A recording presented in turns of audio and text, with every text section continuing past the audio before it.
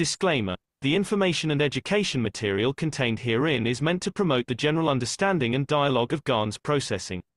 Such information is not meant or intended to serve as a substitute for a healthcare professional's clinical training, experience, or judgment. For patients and individuals, such information is not to be a substitute for professional medical, therapeutic, or healthcare advice or counseling. For medical issues or concerns, including decisions about medications and other treatments, readers, viewers, listeners should always consult their physician or, in serious cases, seek immediate assistance from emergency personnel. Prescription information, procedures, and use of medical devices information should be undertaken only by properly trained and certified medical personnel. We specifically disclaim any warranties, express or implied, including implied warranties of merchantability or fitness for a particular purpose. Such information is provided, as is, and is believed to be accurate at the time of its publishing, but it is the viewer's job to evaluate the accuracy of any information found in this presentation. Every case presented is of their own experience, applied by themselves for themselves, and it applies to their case only. Every person experiencing health problems should seek professional medical advice and consult their course of treatment with a doctor. The processes of plasma balancing described herein are a natural process which supports the body but does not replace medical advice or therapies one is already subject to.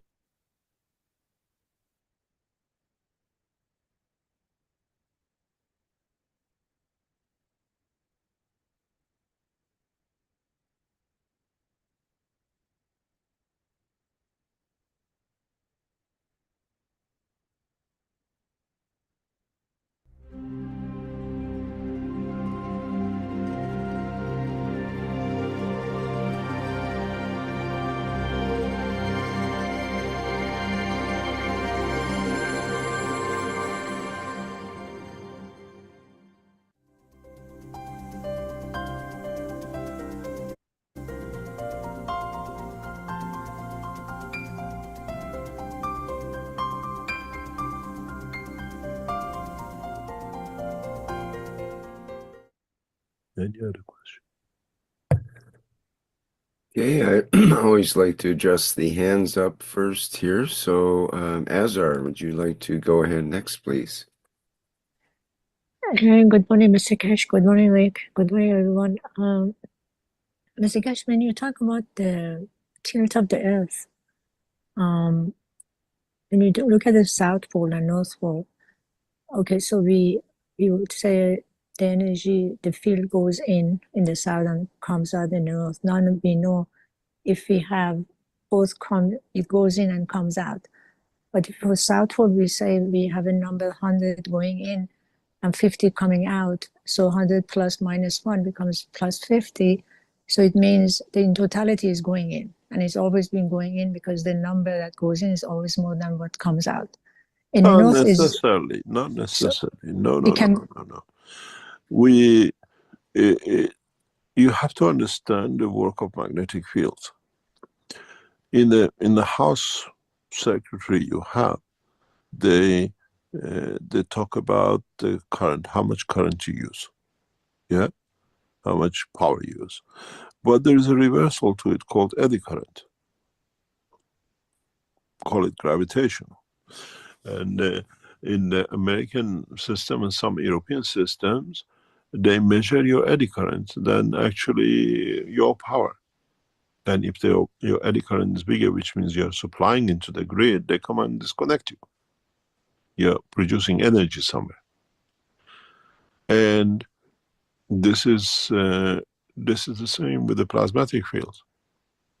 You look at what goes up from the north and the south, you don't look at it, it's a three-dimensional, and you got the equators. The fields explode outwards. That's why the Earth is not flat. What you call it is not spherical, it's more oval. It's not as simple as that. So is the tilt is always constant, or the tilt constantly changes? It will change. It's moving more to the vertical, the horizontal position. Very, very, it takes millions of years to do. Okay, and then you know the I tell you, let me explain to you. Okay. The reason we know this because we have systems and we tested it. And we lost one of our reactors because of it, creating directional field forces. And we understood that very early in early 2000s because the system shows. So we understand scientifically why. Because I was thinking when you were discussing this, because I said to myself, because of the tilt is constantly changing, so it means from the time the Earth came to exist and we had the dinosaurs, we have different animals. Now everything disappears, a new one comes. Maybe it's the tilt is changing that create different field, create different animals. Three different factors. One is the tilt. One is the gravitational pull of the, what do you call it, the sun, which is pulling us to the center. And at the same time, due to interaction of the fields of the solar system with the inertia of the Earth, the composition of the structure of the surface of the Earth changes. They say, for example, they found material 20 meter, 10 meter, 50 meter below the surface. Where did this material for extra 20 meter has come from? We don't have tankers and trucks delivering it. It's the conversion of the energy from the upper layers of the plasma to matter state on the surface of the Earth. So as the material changes, plus the volcanic eruptions, plus everything else, it creates a different composition of life. That's why we go through deserts. We have a desert line, as I explained in teachings before. The line of the deserts and the angle of the inclination of the Earth are more or less on the same line, which shows the actual field transfer with a high energy where it goes in and goes out, and why it gets bigger in certain point, central line, where the two fields interact. The one's coming from the north, the one coming from the south. It's a cooking pot of fields. And then they have to come out at a certain point. Mr. Keshe, maybe this question is a little primitive, maybe I don't understand it. When you talk about the electron, proton, and neutron, you talk about the star formation, but to me, a star formation has always four bases. Three on the bottom, one on top is a pyramid. No. Electron, proton, This neutron is is a your triangle. misunderstanding. It's Okay. your misunderstanding. Okay. You create the three, the fourth is the outcome of their interaction. Okay, I got it. The center. The center. We put the fourth in to dictate the position of it. Okay. You understand? Yeah. If you look at some of the churches, especially Russian Orthodox churches, East European churches, in the top of the buildings, when you see these circles, if you look, the structure is a star formation. And the biggest dome is in the middle, which is the soul. When you go to churches in Eastern Europe, in Russia, and some places in Spain, just look how these spikes come out and how they've been organized. When you look at it from the top, in most cases you see a star formation, and the big dome in the middle is where it receives the full energy.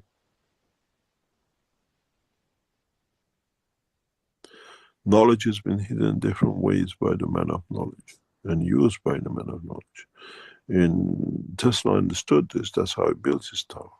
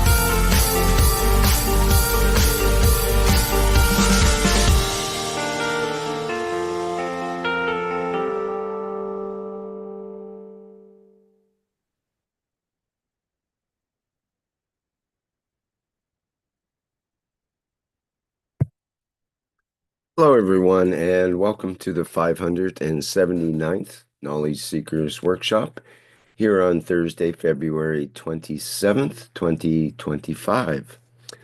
This is a broadcast of the Keshe Foundation, Spaceship Institute, Education Department, and part of the Public Teachings in English. My name's Rick Crammond. I'll be your host today.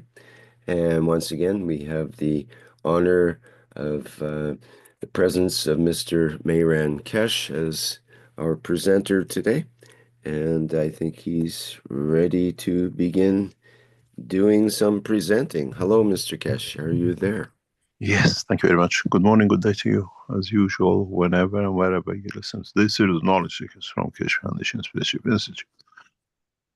We welcome you back, and as usual, we carry on with the expansion of the knowledge. There is a lot of mysteries around our historical data and materials around us, which, like the intro of what we heard today from last week, when we speak about the churches, you have to understand, if you go around Europe, if you look at the church, as we said before, and look at the top window of the church, all the churches have a window. You see it from more or less four sides. There's a pattern to this, and none of these are the same.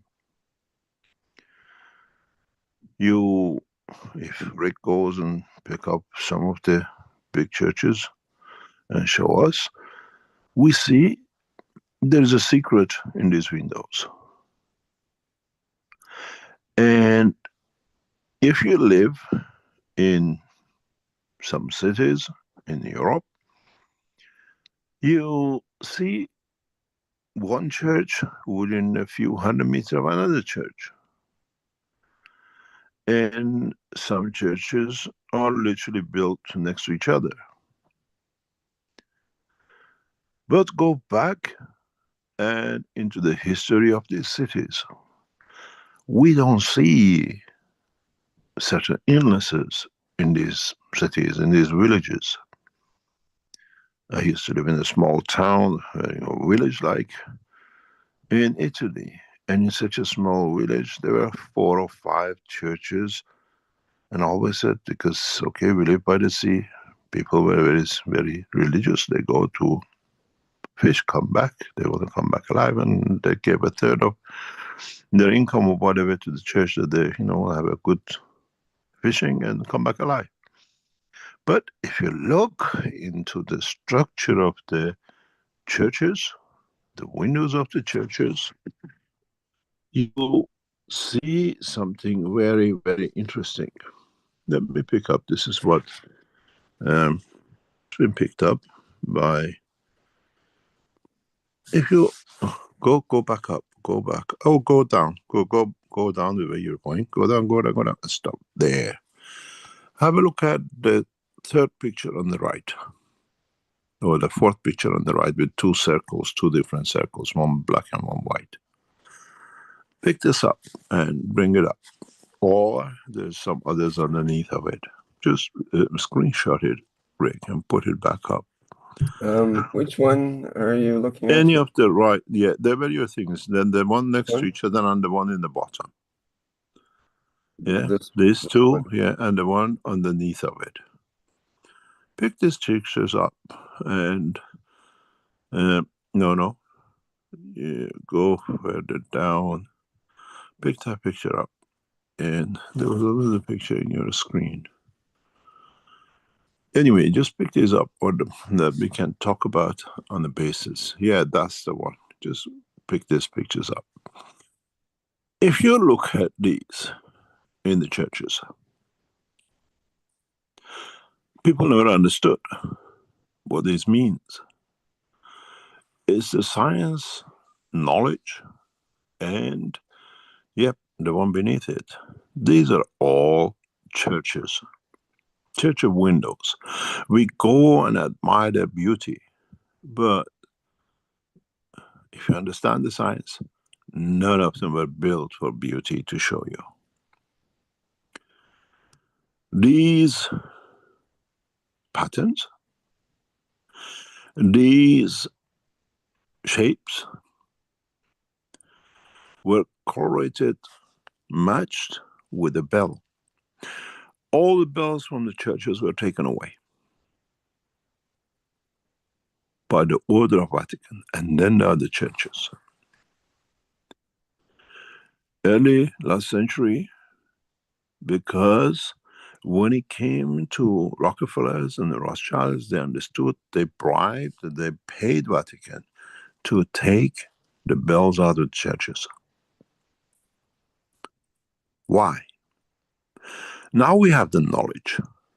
Now man, knowledge, advanced technology has advanced so much that if you take these pictures, copy them, then put a pot of water or a flat surface of water and add frequencies to it. It'll match every single one of these shapes according how you created the frequency. Frequency is a magnetic field in motion when it meets resistance, and he has to go through it, and he finds his wiggle around. That's what the frequency in the world of science of the cosmology is. So when you tune a frequency to water, you get these shapes. And you find out each shape matches certain illness. Which means when the church bell went, it cured its citizens who could hear it. There's an old saying in English, if you're a Londoner, they said the true Londoner is those who can hear the Bow bell. Bow is the bell which was in East London, and you're a true Londoner because you work in the docks. But you find out that churches were healing points. The frequency that the bell created shows in the picture was for certain illnesses. That's why we didn't have such illnesses. Now, today, we get pharmaceuticals injecting us. The churches, those who were the ancestors of us, found the secret, know the secret. You see the same construction in Egypt. Pyramids create certain frequencies, bring certain emotion.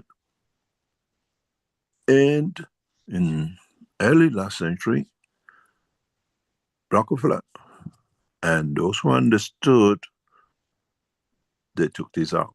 The bells were taken out. New bells have no relationship to the pattern which is on it. And if you make a frequency on the water which matches this, it tells you which illness, which emotion this will touch.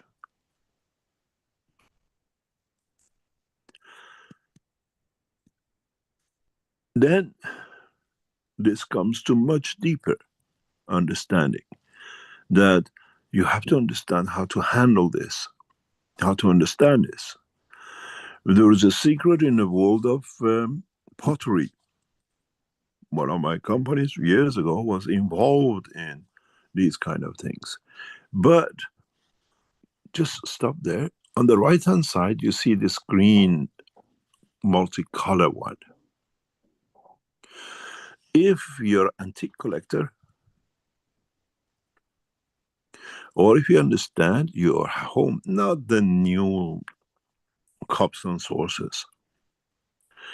If you go to churches, you see they used to use specific glasses for drinking or giving water to. The new silver things are new. The royal families, the rich people, never drank in the same cup as commoners did. Especially look into blue shade, look into the green shade cups, look into the red cups. which the royals were given. Even the children at birth were given milk or water or whatever out of these glasses. Reason, they knew the science. And now we bring in the same science back in the cups and what do you call it, soaps and everything else, but it's not far from what has been done for centuries when man has been erased from the history of man. If you see a green cup made 200, 300, 400 years ago, buy it, hold it. These cups, these glasses, they didn't have colors the way we have today. They're made by natural minerals which created this cup, these colors. Green is uranium-based, nuclear-based energy. You don't contaminate yourself. You get so much excess energy that does not allow no illness in the body of the man. When you hear about a cup of life we created and all the mayhem people try to cover it, is the knowledge of the universe. This knowledge was given to man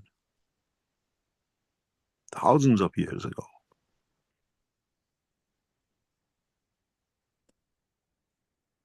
Why the man of medicine of the kings always carried certain glasses and whatever?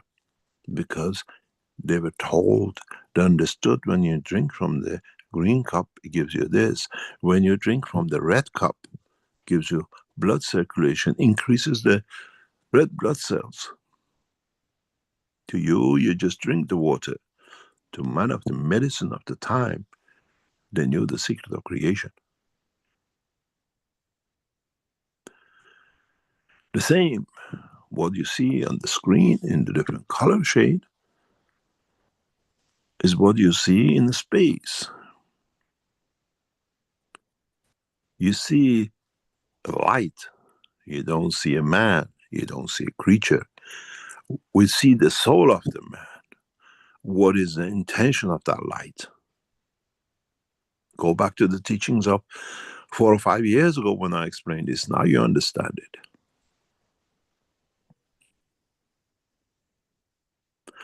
What emanates from the soul tells me what's the intention of physicality by the color.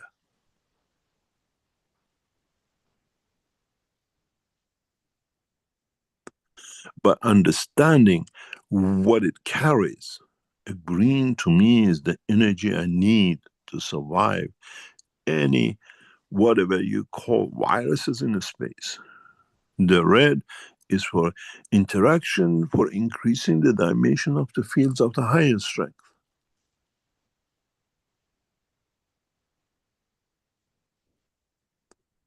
This is what the man needs to be educated. This is why we had told you from a few weeks ago, the new cycle of teaching is to bring man to understand how to interact with the universal community.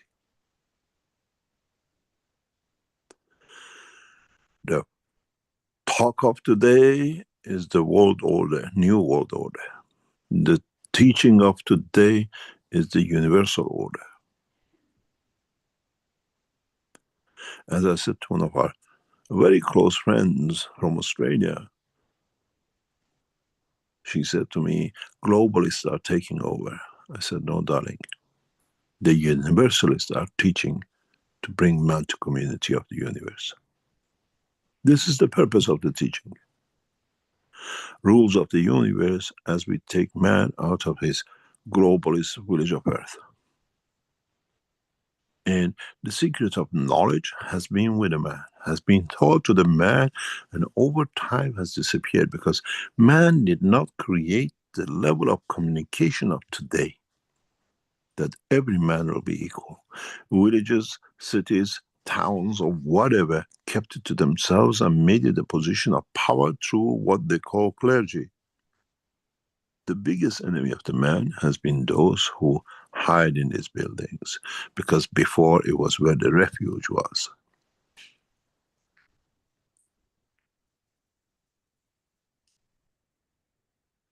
Next time when you pass a church, next time When you listen to a bell of a church, you know what you've been stolen from.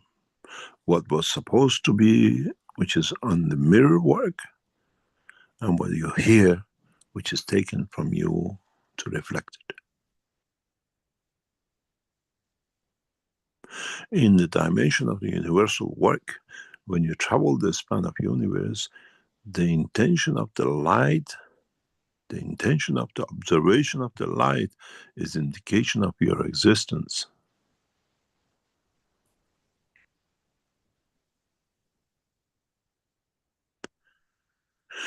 When you see the pure light, is indication of the creator and his dimension. Because is what everything else has been rejected and what stays pure. The color we see is the color which has been rejected. What it comes out of.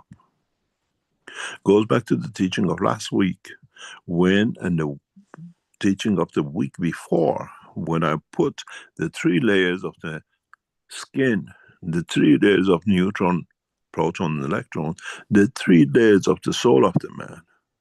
The Maghreb system we gave you, there is no difference. Now you understand the totality of the work is in understanding the work of the creation, not just for man to be and to take what he likes the way he likes.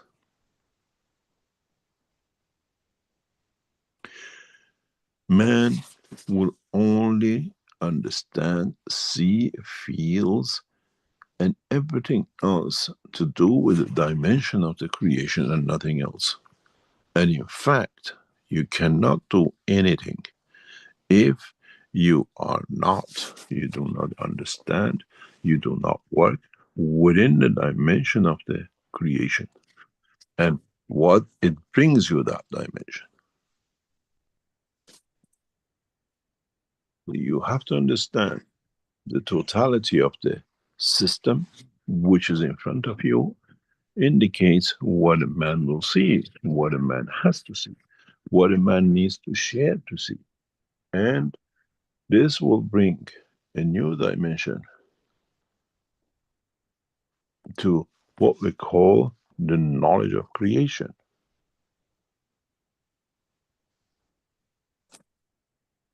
You got to understand, in totality of the knowledge of creation, man has no choice but to work within the structure of the creation. On the planet Earth, you consume matters, you consume materials of the air, the water, and everything else to keep your life going. In a space, you need fields. You need to understand the work of the fields. You need to be able to connect with the field of the universe to exist. And for you to understand that, you have to look at the dimension of energy, magnetic field in motion, than the matter state of manifestation.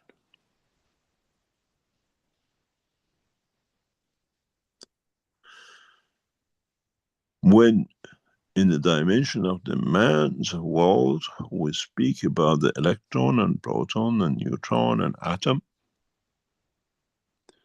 In the dimension of energy, we speak about one, which is the common denominator energy which all 3 can exist.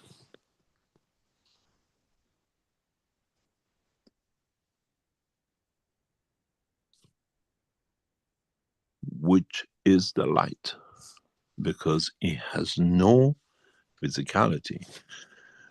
Interaction of the fields within a proton, with the interaction of the fields within neutron and within proton creates a new dimension. which is the energy, but with no dimension. But in interacting with each other, they create a new dynamic cell, which we call it the star formation, where the base three are made, and in interaction of them, base four is created. This is where, in the knowledge of the universe, as I said in the past teaching, that fourth base is the light, where the other three are matter entity. This is why the world of science does not understood the difference between the light, photons, and matter state. Why sometimes light is a photon and sometimes light is a ray and the rest of it? Because when we see that nothing left, there is no energy, is the time when the common denominator, fourth level energy, which we call the top of the star formation, is operating. The field is so big that the neutron and electron and proton are inside it. And when the field is weak, you feel the energy, warmth, target that it releases energy. And when the world of science understands the difference between why sometimes is photon and why sometimes is particle, the way I explain now, then this opens a new dimension. This is why on the dimension of matter state, you're a UFO. In the dimension of the energy, you become that light. With the UFO, it takes you, according to those 10,000 light years, in the dimension of energy, instantaneous and continuous. And this is what, as knowledge seekers, you have to understand. As the world of science have to understand. And then once you understand this, the colors make sense. Speed. Why suddenly you see light in the dark? How come Earth suddenly has a light on it and we have a daylight, but the whole space is dark? In the book number 2, I explain this in a very clear way, speaking about translucent light. But you can see through, but has no tangibility, has no dimension. You look in the dark, you see the stars in the distance. We look at the galaxies, but there's nothing there. It's just a mirage. When we see a star, we see it as a photon. When we observe with our telescopes, we see its matter state. In that photon is instant.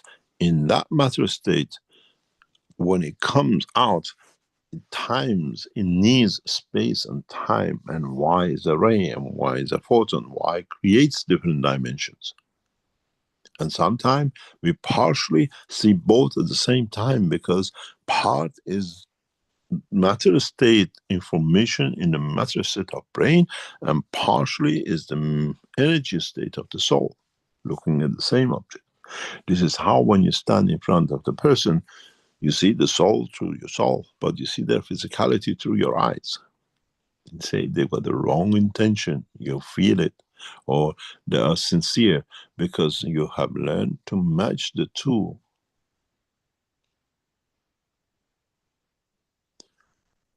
And then you understand in deeper state of matter.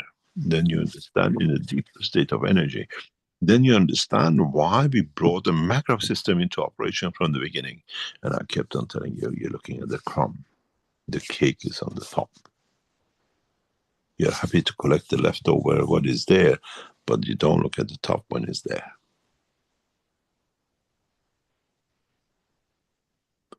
Out of you all knowledge seekers, over years you've been playing with Bagraph system. Only one person came near to understand the power of it, and it was John Blevin. The rest you look for crumbs. And he showed you again and again. He walked between the Bagraphs. He sent somebody outside 200 yards away to measure the fields. He stood on the fields and levitated. And you never understood. It was the soul balancing that created levitation of the body.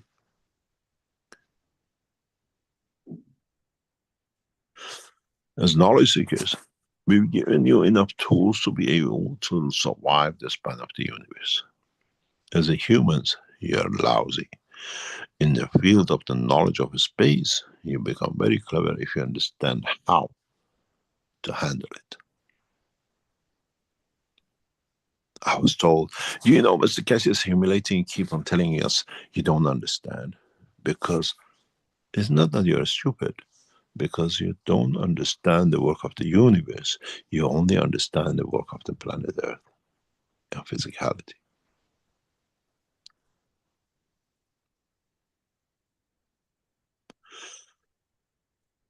Look at the churches and try to unravel their work.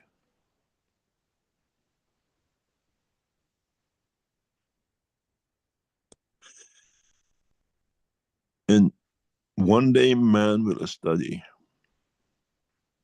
pick up the churches with these windows and study the illnesses in the distance their bell could be heard, and see what diseases they didn't have.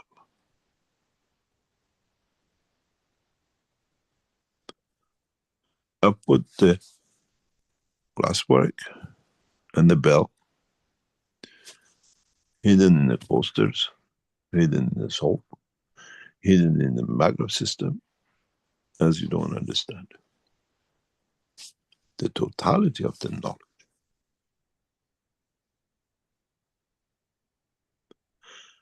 When you get one of these soaps, when you get one of these courses, when you get the ganses from the Keshe Foundation, you have to match your soul with it, not take the physicality of it.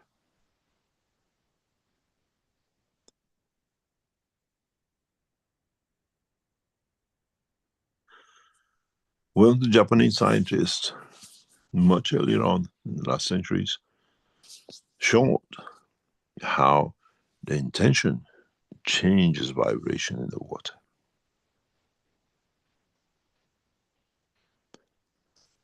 If you had good intention, the water showed. If you had a bad intention, the water showed. And he's put it down graphically. And man as a man is made of 90% water. But man as energy is equal to the energy of the Creator.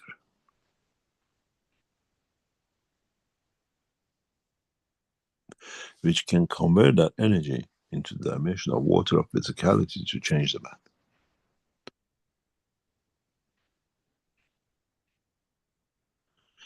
Now you understand why, as I said before, we started teaching this way. We start explaining about yourself. Now it's start for you to understand the work of the universe. And the knowledge is not new. And I've said many, many times, go back past 10, 11 years of teaching, we've given this knowledge to man many times. But those days was just the village and the town, and well, they could give to another, to become the next magician in another village. So I take some of your income because I showed you the trick. Isn't this the way Vatican works? Isn't this the big mosque work? We show you the trick, but what you take in your parish, some comes to us. Licensing through religion, by the name of the church, by the name of the holy place.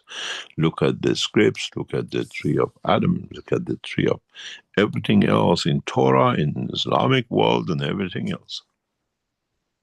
It's one big magic show. The ones who couldn't understand it, they have added other bits to it to do it, and the ones who understood it, they changed it.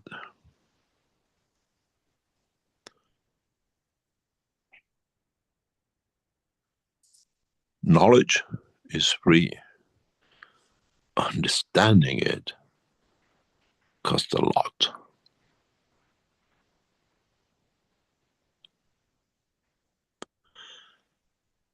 How you interpret, how you understand the knowledge is the key. Not that knowledge is there. As my grandfather used to tell me, there is no difference between you and a donkey. You see donkeys, because in olden days, when we were young, donkeys used to come with a big sack on their back on two sides. One side was newspaper and one side was salt. You had papers or newspapers or books you gave to the man, he waited, and he gave you an equal amount of salt. And he said, there is no difference between you and that donkey. That donkey does not understand what book has been given to, carries on your back, and you carry it in your bag going to school. You have to understand the essence of what's in that bag, what's in that book.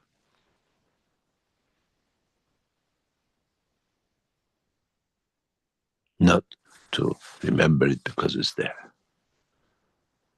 And it's the same with the whole of humanity and just the whole of universe. Understand the knowledge.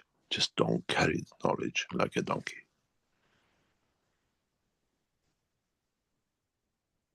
Those days used to be books, now it's microchips and apps. But the same donkey.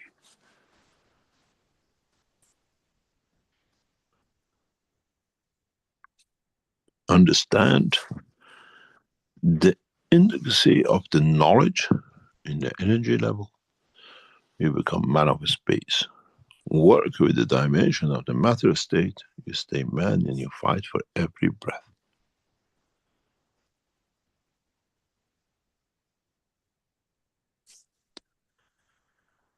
The technology, the knowledge of creation has been given to man centuries ago, thousands of years ago. But as I said, it was the man who understood village to village. Now we give that knowledge to every man, because now the line of communication is open across the universe. You have people in Brazil, some people in Africa, some of you in Australia, in China. You're all getting the knowledge at the same time. There is no franchise called churches and mosques and the rest of it. This is the reason why income of the religions are never taxed, because the man who made the governments and the kings had to pay to them to find out about the secrets of creation, and most of them never understood. And they created green cups, yellow cups, and the rest of it.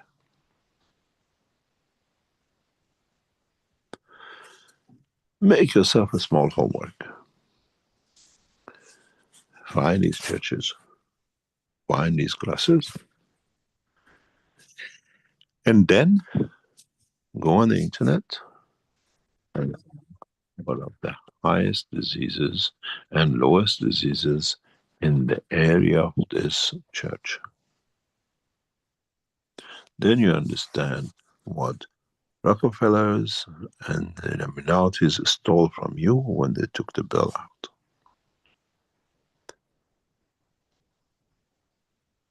They took your health, and with it they took your wealth. Wealth of knowledge, and nothing else.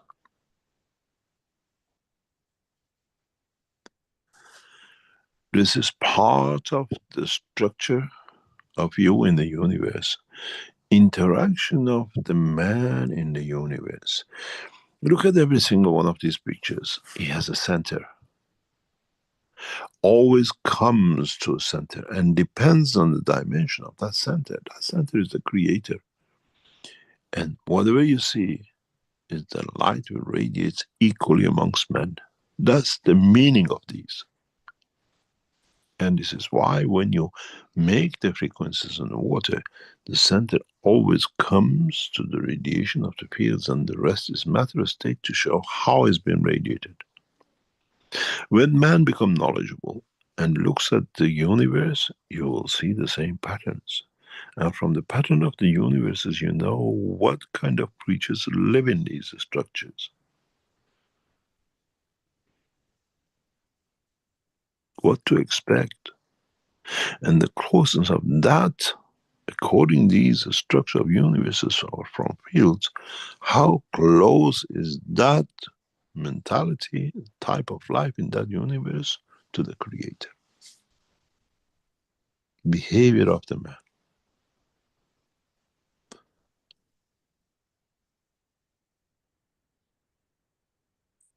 You find the most disturbed churches, the most disturbed mosques, people of animal behavior, but trying to be religious, is where rivers, waters runs on the churches and the mosques.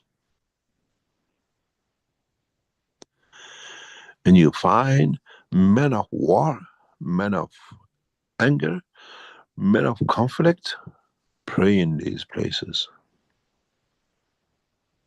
Running water on the churches create disturbance in the emotion of the man and not the woman that much.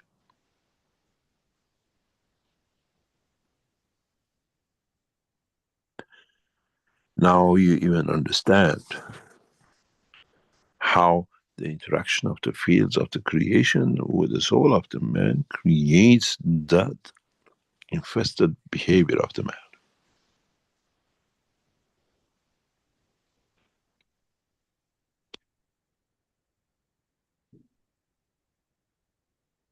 You find yourself disturbed in the house, you find a disturbed house, always conflict and war, doesn't matter on which floor you live.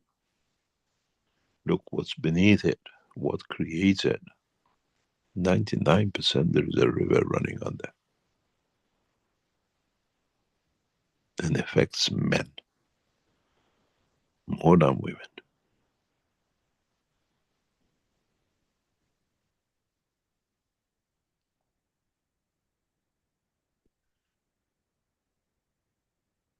Why they build the churches on the top of hills and mountains?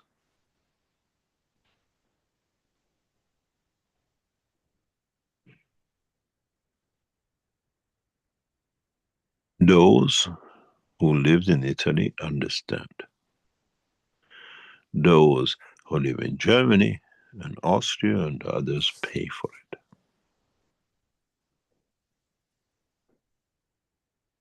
This is where those who understood in what we call the Roman time and before the time of whatever, you'll see that wherever you go in the world, cities, villages are made by the side of rivers, creating disturbances continuously. Rivers will run into these rivers and everything else. That's where the water is and where you live. Italy is the only country in the world which builds its villages and cities on top of the hills and mountains. To keep away, when the people build these places, they understood when you go to any city, old ancient time of Italy, they always said they build their cities on top of the hills and mountains that they can see what's happening around them. But they kept away from any rivers, that it doesn't touch emotion. Look where Da Vinci worked. Which villages he went from city to serve. When you travel next time across Italy, see why all the castles and everything and the villages is on the top, because they drilled a hole 200, 300, 400 meters down to the waterbed that it doesn't affect them.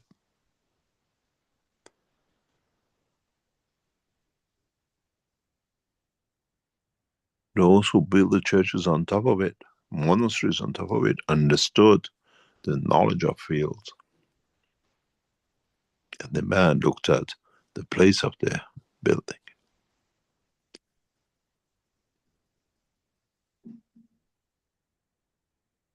In a way, When you hear that bell, not now, but in the past, being on the top, the whole environment was purified from certain conditions.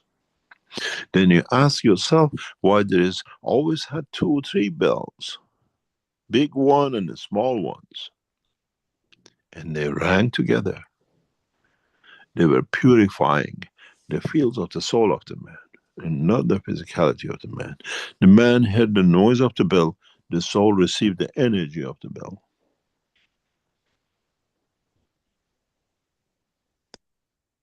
Man looked at the food.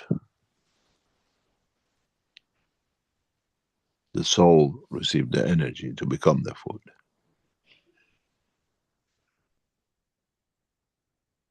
Now you understand how the teachings of past years come together. Up to now, we taught you about the dimension of the physicality, the books, the macro. Now you have to learn about the dimension of energy. One cannot live without the other.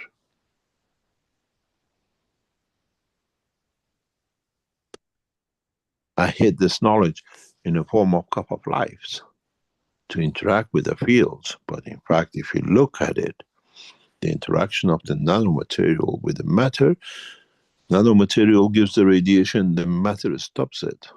So it creates a resonance, it creates a field that matches the virus. That is the twinity to it, that it drains it.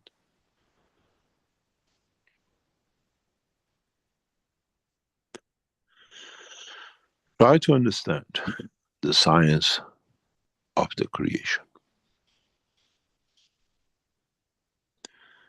And then you decide, you want to work in the world of energy, or you want to work in the world of the matter, or you want to bring the two together. There is no coincidence and there is no dream. It's understanding one to apply it in the other. Understand the difference between a photon and a ray.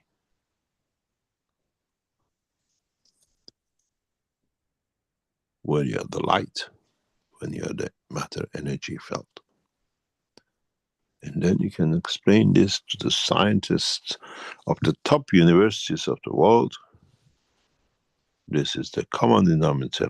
Light goes through you. You cannot, you say that it behaves like a particle or like a photon.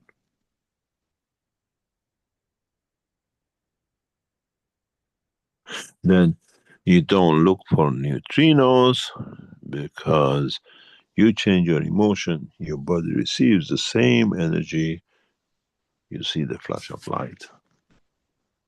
That's the neutron of enlightenment. But you say, I had a dream and I think that way. Then you understand the purpose of the teaching. This time we don't hide anything.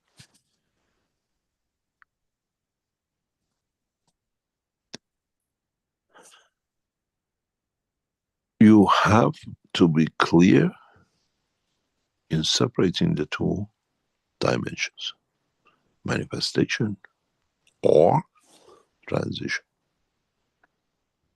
Manifestation is in a matter state, transition is the energy which one day will manifest itself, but at this moment is just traveling.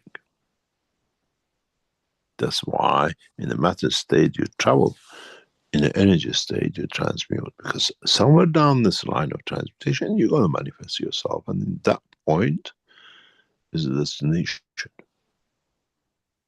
And if you're clever enough, you can change it and move to another place if you go to its energy.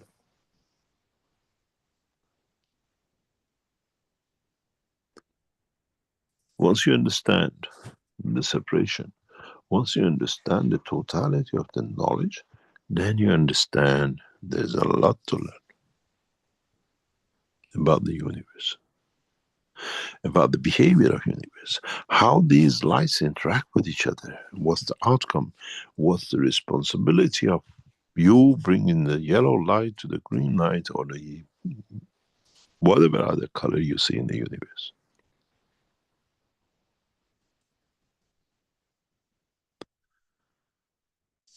To teach you about the interaction of the lights is my job. To teach you the ethos of the interaction of light is Mitra's daughter's job.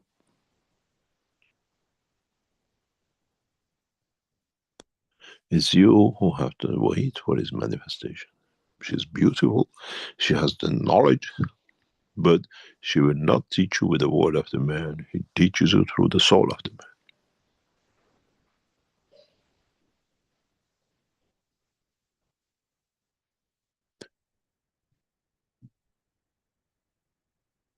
Then you have to understand what means what in which dimension. Energy or manifestation.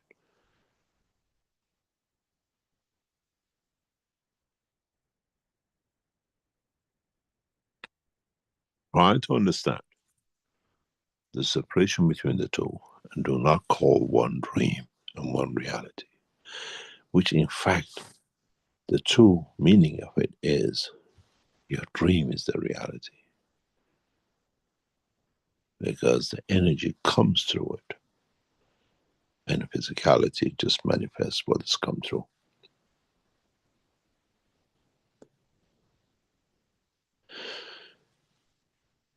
I made man in the image of myself, as I am the energy and the light, not the physicality of the man, otherwise I'll be the whole lot solidified.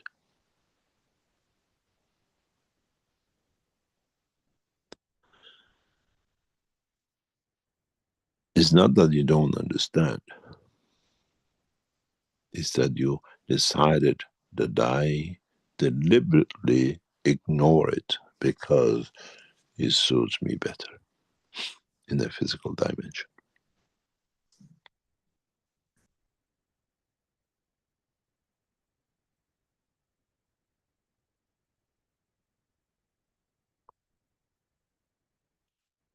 Then you understand more about dimension of existence and how, by the interaction of the fields, you create a vibration which leads to manifestation. When you interact the emotion of love and you get the same emotion from another emotion of love, you fall in love. It leads to creation of better life between the two. And if you understand that, your soul is one lover and the creator the other. How you nourish this light, how you nourish this emotion, this energy brings you to be closer or further. For you, in respect to him, not for him to be to you.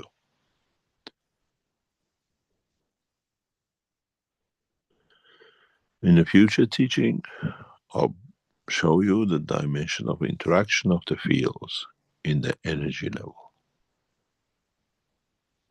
And how you use these to transmute. And you use these to manifest.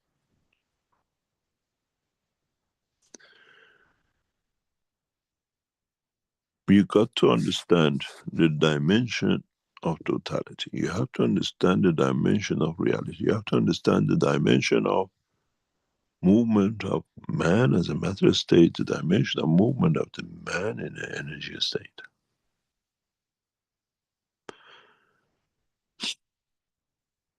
I saw a picture from the meeting of last week in what we call the session in Austria. And I saw one of the knowledge seekers, one of the participants, had a jar of something on top of the Maghreb system, which they had the Trinity system. I wonder what happened to that water. Was that water drank? Or did you wash your face and head with that water? Drink it and see what energy you feel. Wash your head, which contains your soul within it. See what enlightenment you receive. Don't forget that water comes from intention between you and what you absorb, what you decide to receive.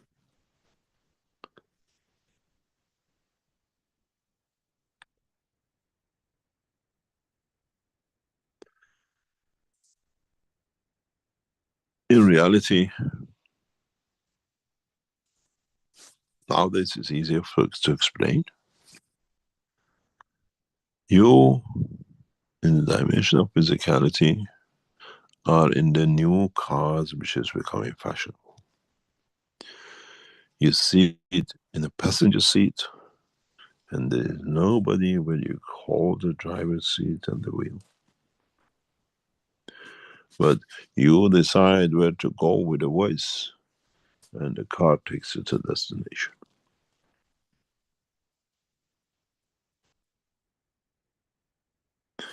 That physicality of the passenger seat is your physical life.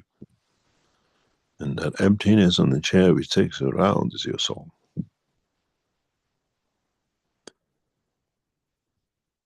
It's you who decide the destination. And the soul will take you to that because that's what you deserve, that's what you decided to be.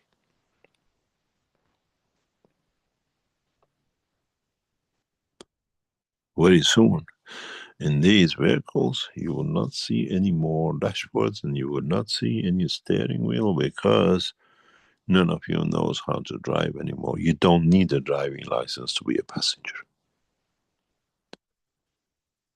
You have to understand the work. You sit in the car, you think I want to go to the place, you don't even need to talk and the vehicle will take you to that point in place. Systems are getting developed to that effect. Now you have to learn in the dimension of physicality, you are that passenger. In the dimension of soul, is the vehicle will take you to destination. You have to decide. Has no steering wheel, has no clutch, has no brake, and if it breaks down, you're stuck. This is you who breaks down in understanding the knowledge of the creation. And that's why you got stuck as man on this planet.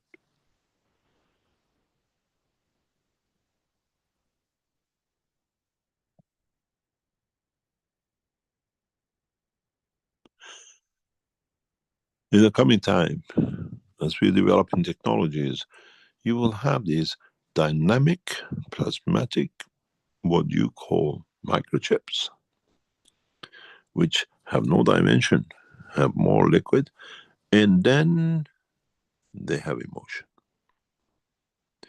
That's the time when man will be a slave to those. Because your brain is locked into confirmation and the features which he has as a matter state. But that computer is dynamic and is liquid and it can change to any position, dimension it likes according to the emotion of totality.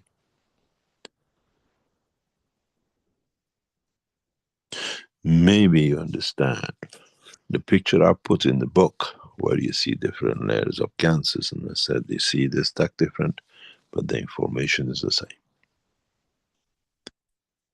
The solidity, rigidity of the brain of the man has this limitation and in dimension of the emotions which man doesn't understand.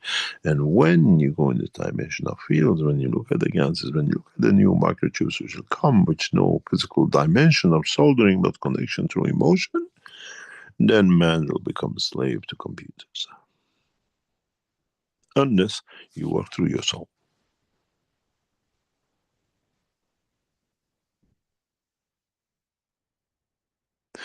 In a way, this is what we do with you with the introduction of the headset. The way we work with you with the introduction of the microphones and the headsets of your Apples and others, or the cosmic ray bundles and the communication systems we provide. Again, with those earphones from Apple, you work in the dimension of physicality and the energies of it. A lot of problems, but this you're learning. You work through the dimension of the headphones which you give, there is no limitation. You're connected to any dimension.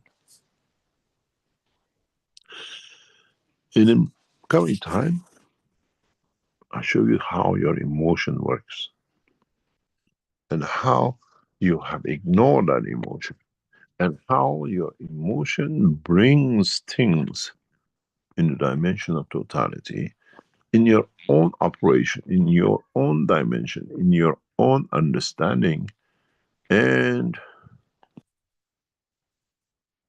in totality of the whole structure.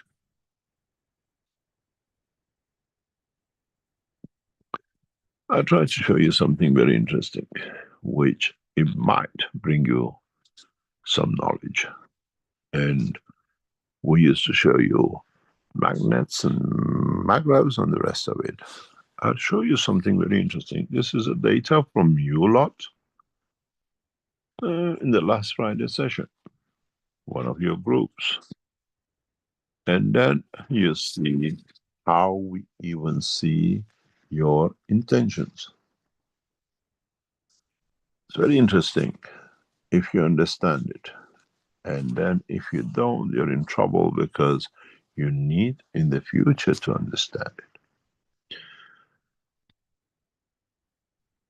If you go into what I call dimension of the work in the past few weeks, which we showed you, you see very interesting points with each one of you in the session received different instruction. You received different orders what to do, and not two were the same. But interesting enough, what is for us very interesting is how what you call the soul of physicality, we call it to you what we call emotion dictates the reaction. And in a couple of occasions in the session, we clearly see who and how you bring things in and how you play it and how your emotion dictates the condition of your physicality. What does this mean? It means you panic and you get a downfall.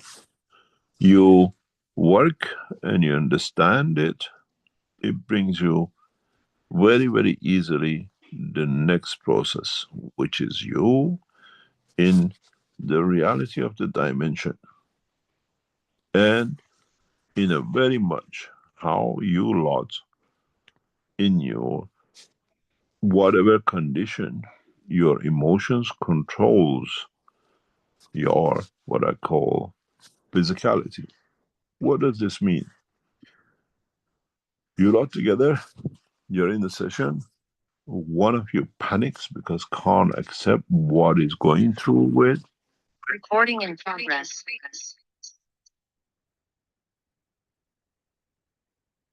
And then you have, or you, as we say, hit a problem. What does that problem mean? This problem means that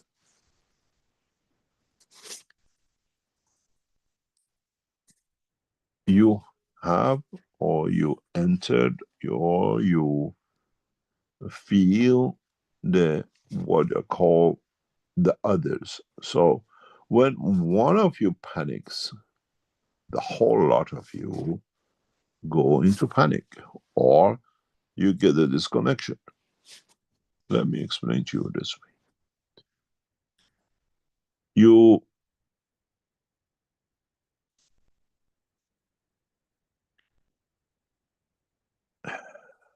have to find this that I can connect to it with you, that you can see it, because this is part of the knowledge sharing and part of that's what you have to understand. This is one of the unique features or cases which we had, and it's interesting how you as knowledge seekers respond. Let's play the game.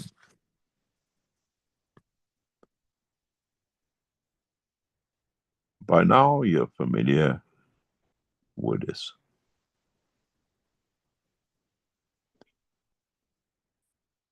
To you, it's just a bunch of lines, but I open this for you. The green, which is on the upcoming from the top, which means now you're going into the dreamland, is coming up. The red or purple is the soul of physicality. Yellow is your physicality. The blue is the average energy you're taking from the environment and what you give out, so you're in balance. What's interesting about this is, watch this. You lot, or people in this group, panic at this point. The emotion puts you on a nosedive. But your emotion, soul of physicality, is still in control on top. Even covers your physicality, which is this line.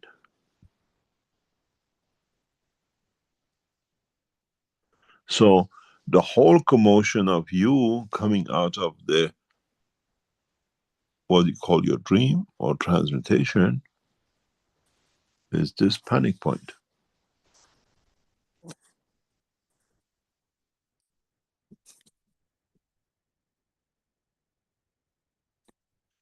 If you go further into this to understand, you see this regularly in the sessions which we have with you. One of you panics, everybody else pays for it.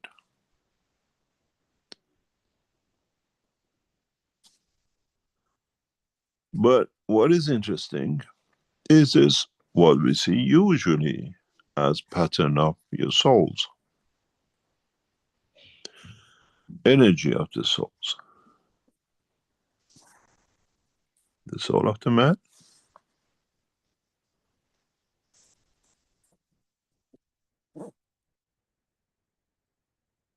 physicality, transition between one to the other.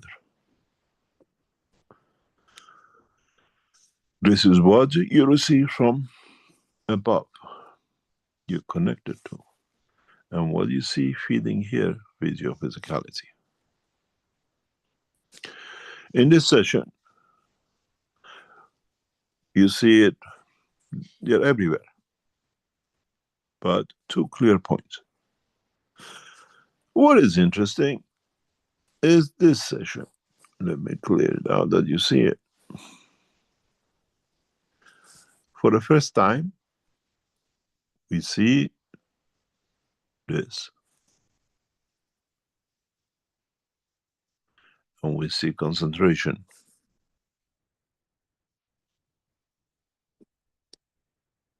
And other pictures of this will give you a very nice indication. What does this do? Why you have this? If you're in a session, you're all going everywhere doing whatever you're doing. Here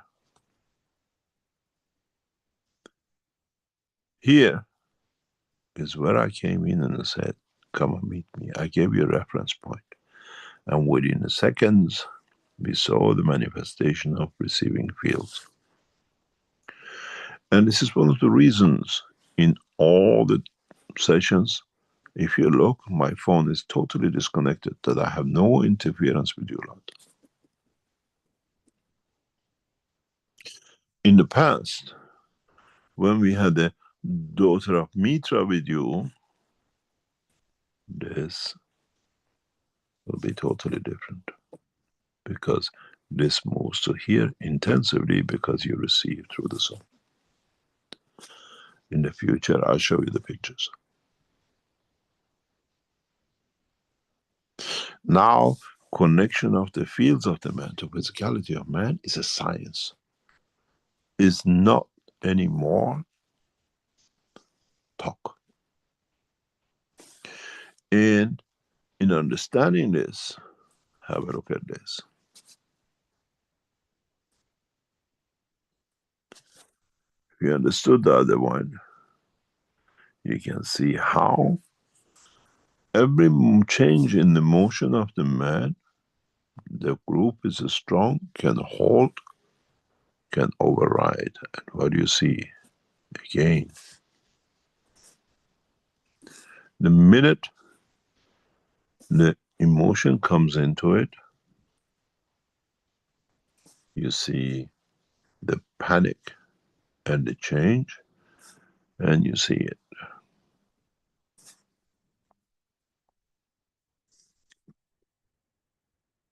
Soul of physicality and emotion of the man, which is a connection between the physicality and the energy, dictates the manifestation of the physicality and how much soul needs to give to it to be able to maintain the physicality.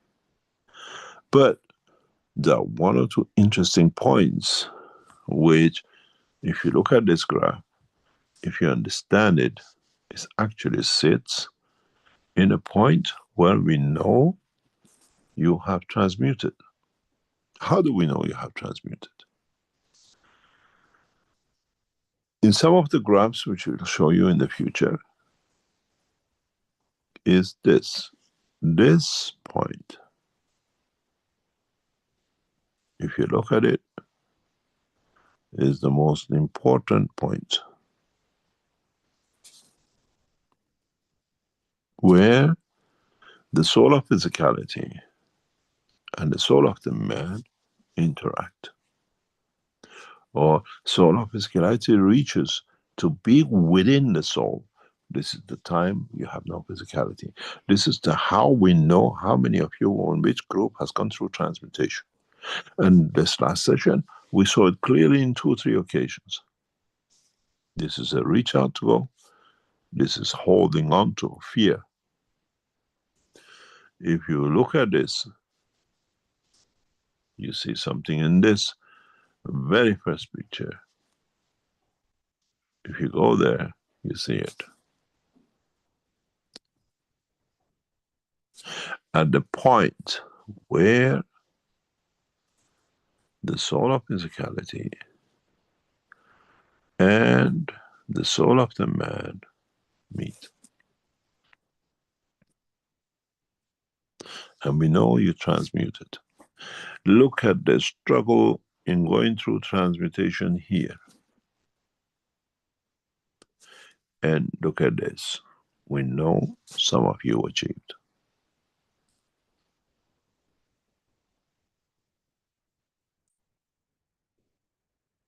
Always said in the teaching, when you transmute, the soul of physicality goes within.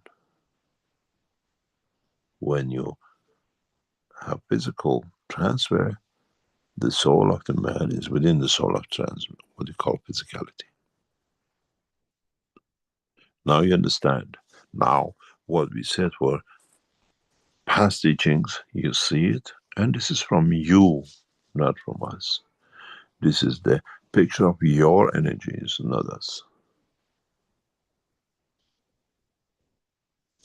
You see here, you clearly see the position of soul of physicality and the soul of the man reaching each other.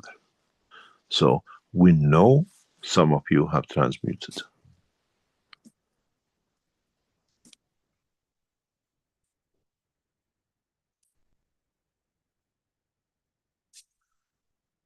Then the reality is, the whole purpose of the teachings is for you to understand how to live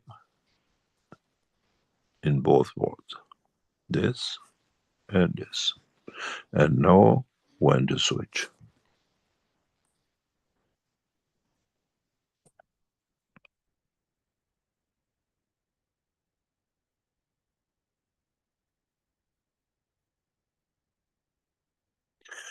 If you understand this in more detail, it's very simple.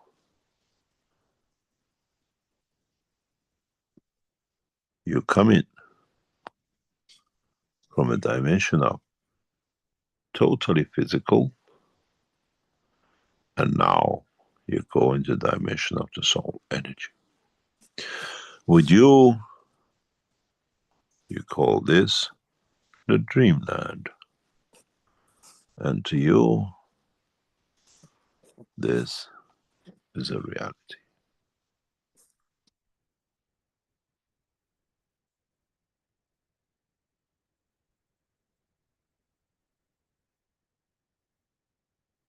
Try to understand the science and don't get baffled by the energies. Try to understand you live both lives. You just only need a little bit of direction. In the next session of the March, we try to take you to that position.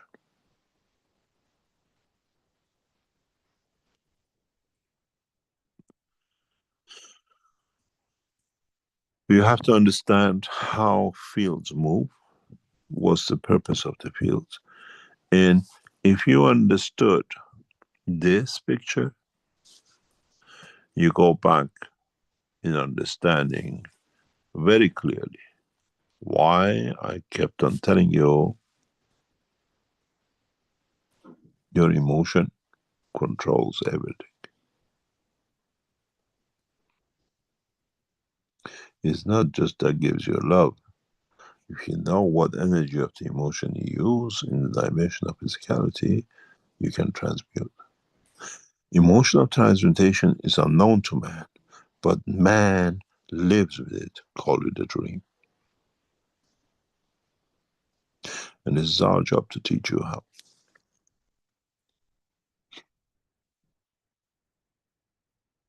And this is where, as I said many times before, there are new emotions that man is not aware of because has never been given a chance to understand or come in touch with.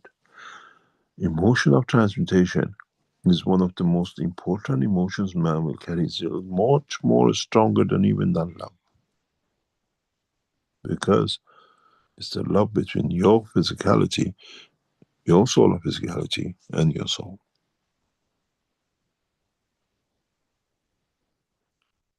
Nobody can buy it. Nobody can change it except you.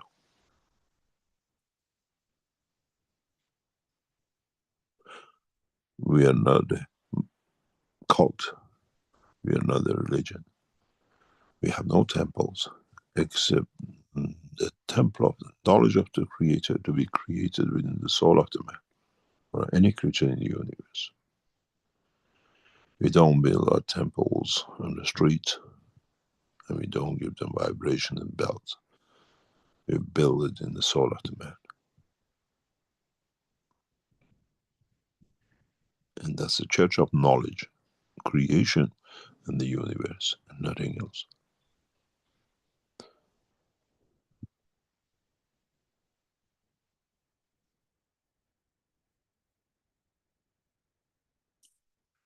We go for a break. We come back to answer any of your questions.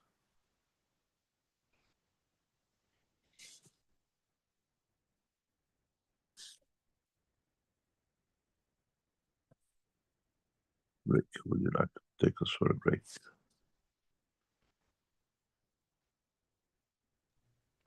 Yes, thank you, Mr. Keshe.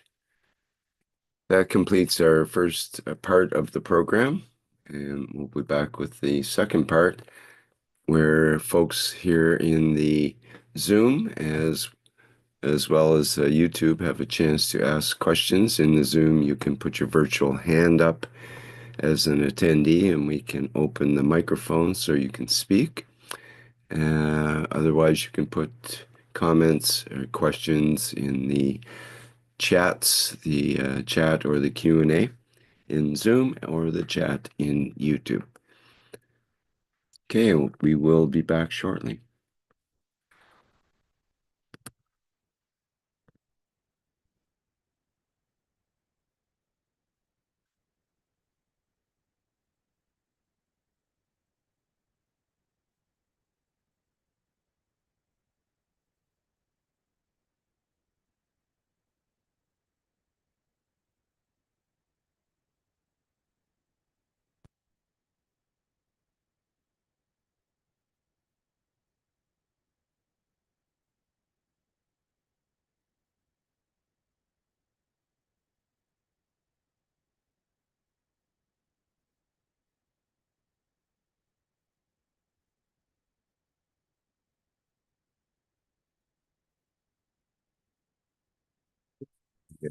temporary thing, it seems, where Zoom is not allowing me to share the sound.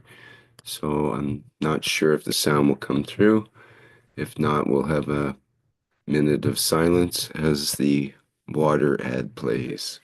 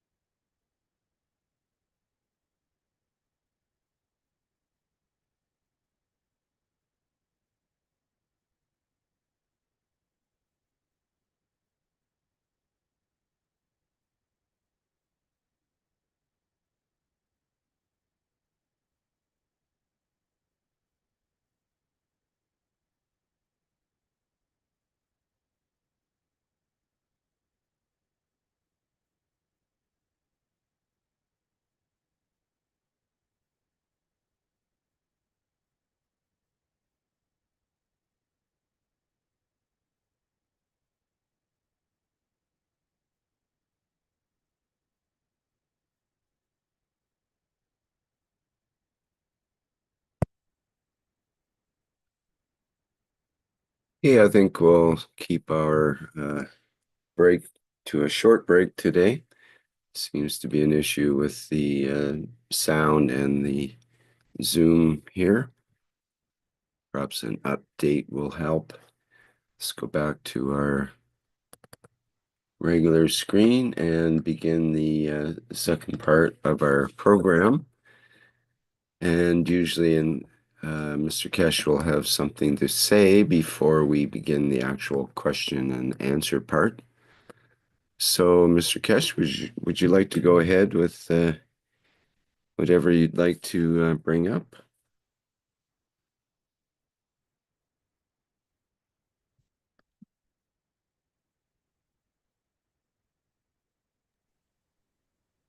Hello. Oh, hello, Mr. Keshe. Can you hear me? Yes. Okay. I had my microphone down. Oh, okay. Yes, if you'd like to go ahead and let us know of anything on your mind you'd like to. Yeah, normal. We never keep anything on the mind, do we? We go through a new phase of teaching or knowledge. And this will reflect in the work of the next year, 2 years, where we bring a new knowledge in, totally new unknown knowledge, which helps to bring a lot of things in focus, especially for governments, for world leaders. And we expect to see the beginning of the end of the religions within the next 2 years, where the knowledgeable will come to understand the knowledge of creation, and there's no need for fake intermediaries. Does no matter whatever you call it. The ground for this is already set, and we're just the tools of it. We are not the instigator of it. In a way, it allows a faster, or what I call the latter part of the phase, to come in to establish itself. It won't happen overnight. It won't happen tomorrow, but it needs to go through the phase to reach to that point. And slowly, step by step, we will see this in the work of the Keshe Foundation and what I call, if you call it, from the teaching of the vibrations which create. The churches created a vibration through the bells just for a village. We create a vibration which touches the whole humanity and beyond. This is the vibration of knowledge of the soul. And you will see more details, step by step amalgamation of what it is, what it's been, and what it'll be. And we cover this on the different ways in our work, on the national level, on the governmental level, and international level. But we will see a surge in the knowledge gain and knowledge seekers, you call it internationally, as this side of technology develops, and as more and more people become aware of it. You don't need to be a knowledge seeker. Knowledge is shared, and we see more and more of it coming in. It's very interesting if you listen, for example, to the President of the United States. He, in one of the first talks he did, he said, in his time, there'll be cars which fly. And last week we saw, actually, X or Tesla is working with another company which is working on their flying cars, and it looks very nice till the car hits the dust and you see a dust coming up, which means they're using displacements of energy, of wind, or in a way they have hidden the, what you call the drone features inside the car. Because we know when you travel with a plasma maglev system, there is no creation of dust. You see the light. So we have to bring that transition to change that car which creates the dust to a car which brings the light. And that light of enlightenment to change a car from one to another is in progress. It's part of the work which is gradually coming in, and gradually one will see. And so what we do is what is promised, what people expect, but totally in a different way, because now we go into the dimension of the delivery of technologies, enlightenment, and everything else together. Be aware, and I keep on reminding you in the past few teachings, don't become arrogant with what you see. Start to become wise into how you can share that the others benefit by it. Share the knowledge and let it be understood that is not yours. It belongs to the creation, the creator. You're just a tool that you know better with. You can share with it, that they can share it with others.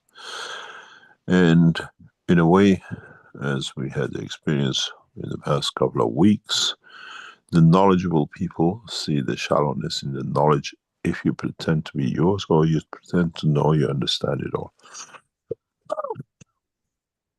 And knowledge seekers, when they come to professionals, you have to understand the knowledge fully and not just be reading books with no understanding of.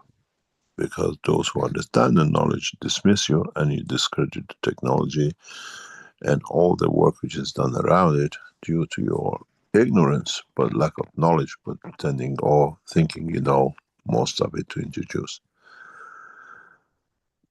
Try in teaching to refer people back into the source, into the teachings, that it reflects your strength. It reflects that you know what you know is for them to judge and understand according to their understanding. And step by step, build your knowledge and don't stick only to Ganses and the rest. Understand the energy side than the water and the Gans inside it. In the coming weeks and in coming months, we introduce to more systems, which brings you more to see the effect, literally, of the fields and how to connect between you and what you call your soul and the systems that would build up this, what we call invisible dimension of the fields between all knowledge seekers. And as you saw in the graph, when one of you shakes, the rest shakes, because you're in one. So when we share the knowledge, it's shared amongst all. It just depends what you can take from it and how confident you are in what you've learned about yourself. Are there any questions?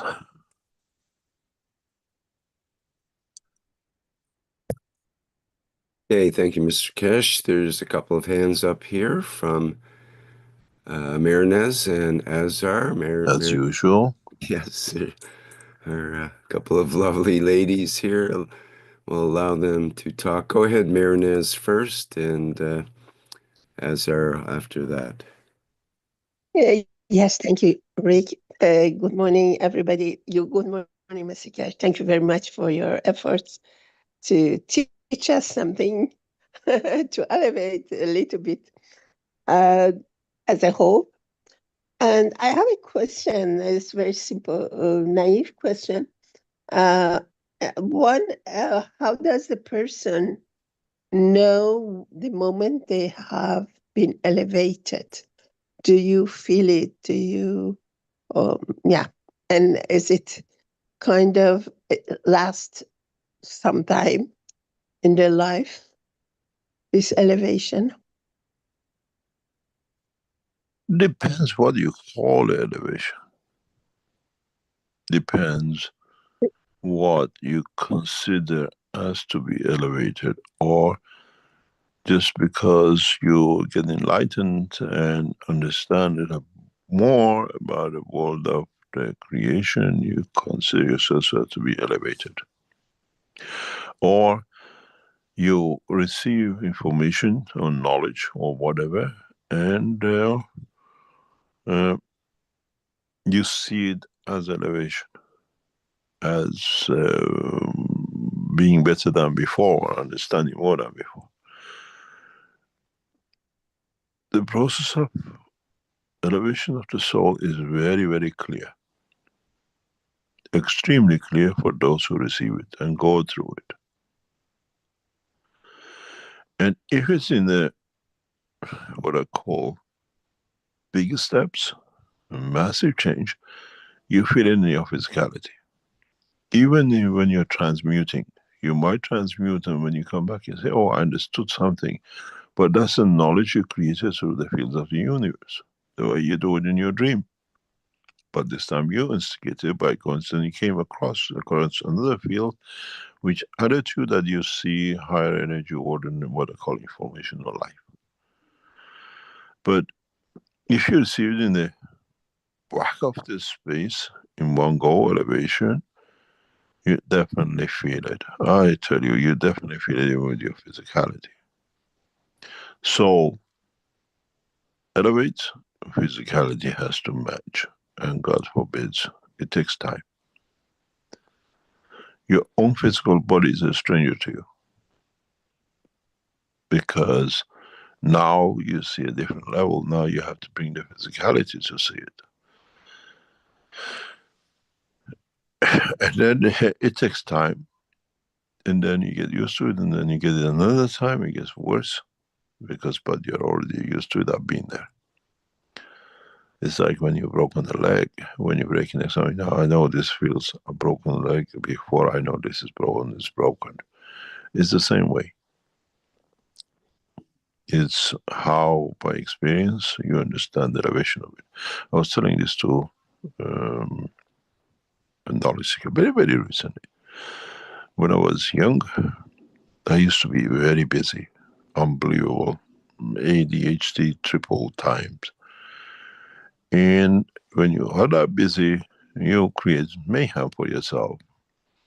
And I used to have a lot of cuts and bruises, and cuts on the head was very normal because you play football, you do everything else, you think your head is part of the football and the rest of it. I became so expert that I used to go to the clinic and tell the doctor how many stitches I need. And he used to laugh. He says, Mehran, you become an expert. 3 stitches, I said to him. He said, yes, it's exactly 3.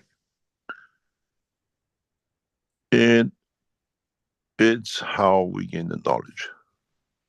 And what we learn from it and what we use it. But it comes as an enlightenment to understand it. And we feel it.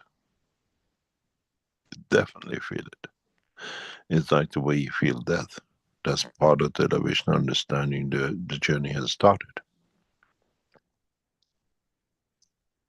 I mean, I'm right. What I wanted to say, when we transmute during session, people know at that moment they transmuted. Yes, especially this last Friday, a number of people had a clear transmutation. The problem is the panicking in, which brings back, and most of these panics comes from the people who are in transmutation or reach transmutation.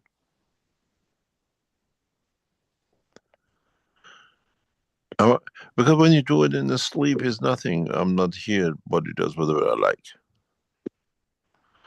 When you do it yourself, now you have to get used to it.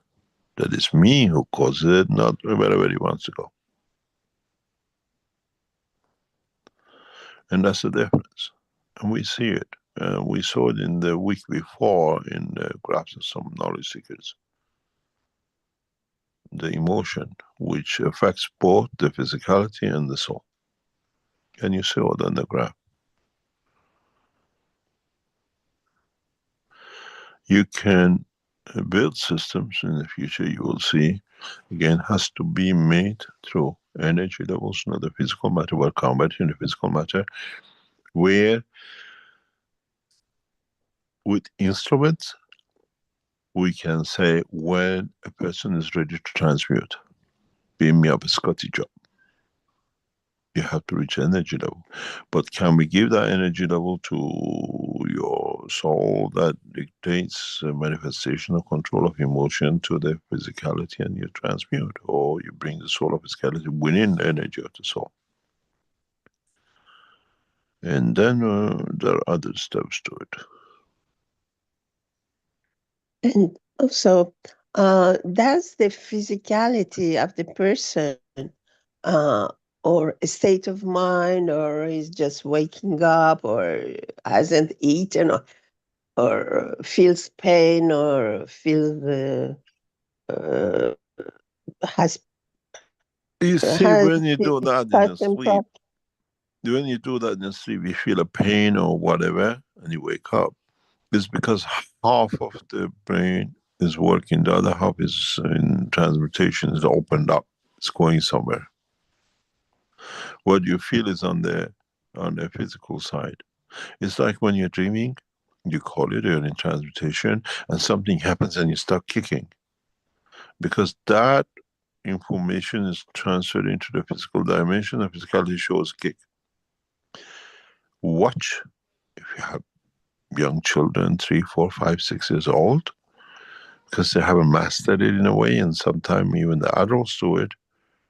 Watch your children after 2 or 3 hours of sleep and when they start dreaming.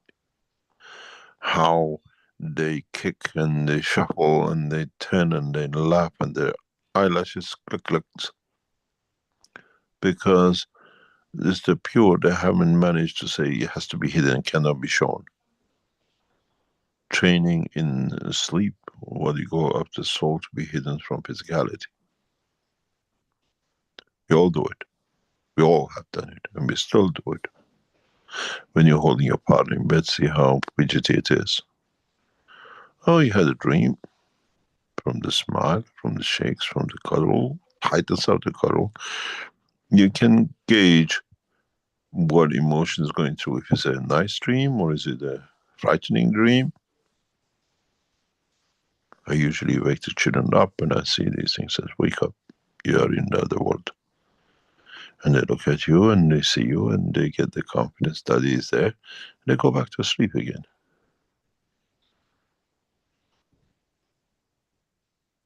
Thank you very much.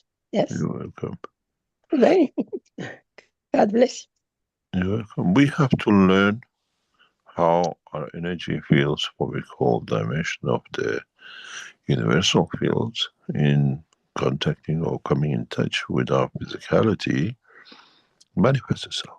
In the dimension of the earth, we see the sun fields interacting with the field of the earth. We see the warmth, we see the light, we see the reaction of the summer and the winter. It's the same with the body of the man. When the soul interacts with the soul of physicality, you get the kicks and the motion of the body. It's the same, there is no difference. Earth still has an emotion when it gets those things, and so does the body of the man. It's just us because we don't understand it. We just put them into different pigeonholes, but it's actually one whole one pigeon.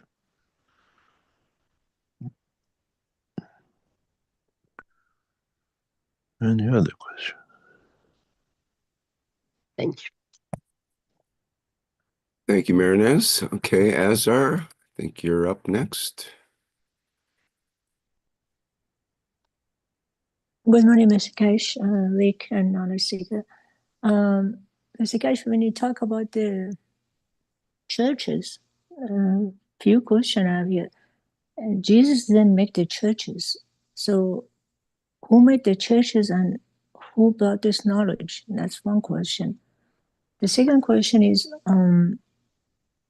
you know, if you remember the Japanese guy, the scientist, Emoto, he collected water around the churches, and then he showed us the shape of them, become like those flowers you see in the window of the churches. And then when he went and to collect the water by some industrial areas, they were like murky and dark. There was no shape into it.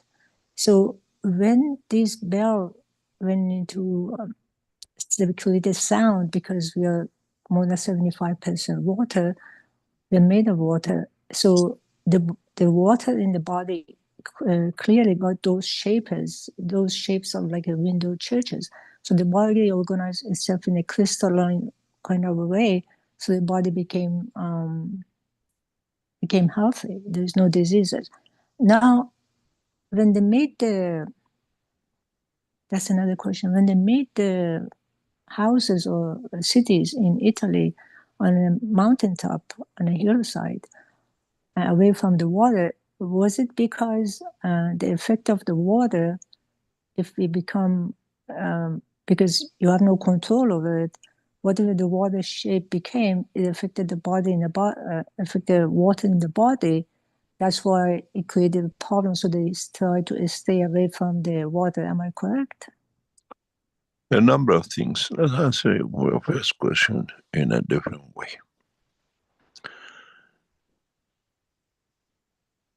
We see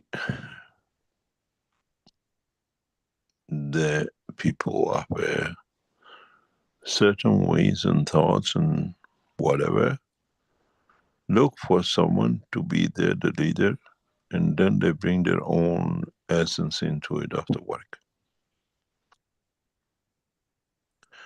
Jesus didn't bring the churches, but those who understood, who can use his name, build the churches to bring the old knowledge to control the man the new way. That's the difference. Because they saw it in the, what do you call,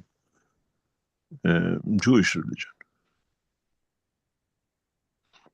How synagogues, in the combination of making the light, the candles, and everything else, could hide things inside. And they perfected the art. It's like bringing pagans to bring the knowledge of creation and putting it into the religion in the name of the Christ. That's what they did.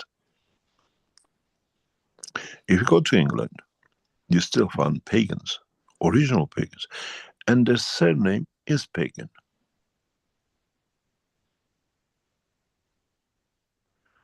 And some of them hide within their religious Christianity, especially in some part. If you go into the dictionary of the surnames in England, you find pagans,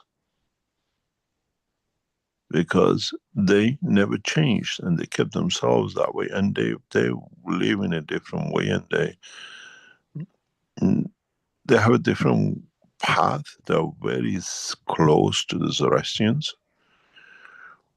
And I had the pleasure of having a couple of close friends, pagans. They live like nobody knows from outside, but even the features are slightly different than normal. It's like we have a black and white people. Pagans have a very specific features. Just go on the list of the names in England. They carry that name. But those who understood the knowledge, given the knowledge of the past, and how they wanted to use it to their benefit, they made the churches and their subsidiaries and giving to another church, and I collect some of you. What you get and the rest of it is a business. Name of the man was used to open a shop.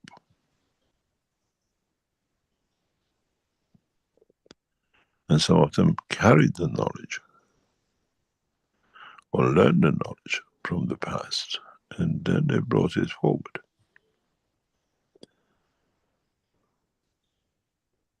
So it's not that hidden in the middle churches, people use his name to do what they did. It's like, we talked about this before, why all the pharmacies have a snake as a sign outside the door. In each country you go, you still see it in one version or another. Because the man who had a snake at home didn't get the Black Plague, because the snake ate the rat.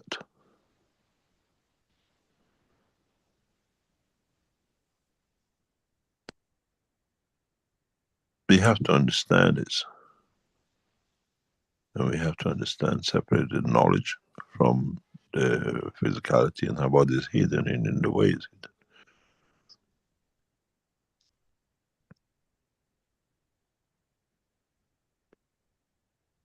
It's not that hard. It's just being wise to that knowledge. And seeing much more in depth than what's on the surface.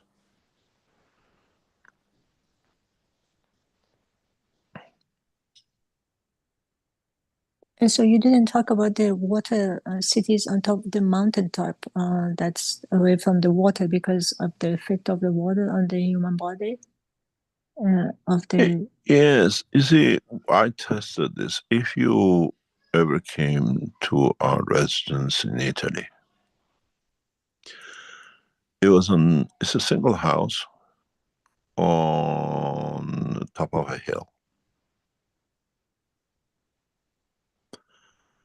And it has substantial land around it. And the houses are built on this ridge. It's literally a ridge on one side and it comes up there like a slope to the house. The closest water is about 180 meters deep. And there are 3 deep wells which were dug centuries ago as part of the land. And they're all 200 and 220 meters deep in different locations on the land. And you see a stability. We used to live in a house which the water flow was a few meters below, and you see the chaos.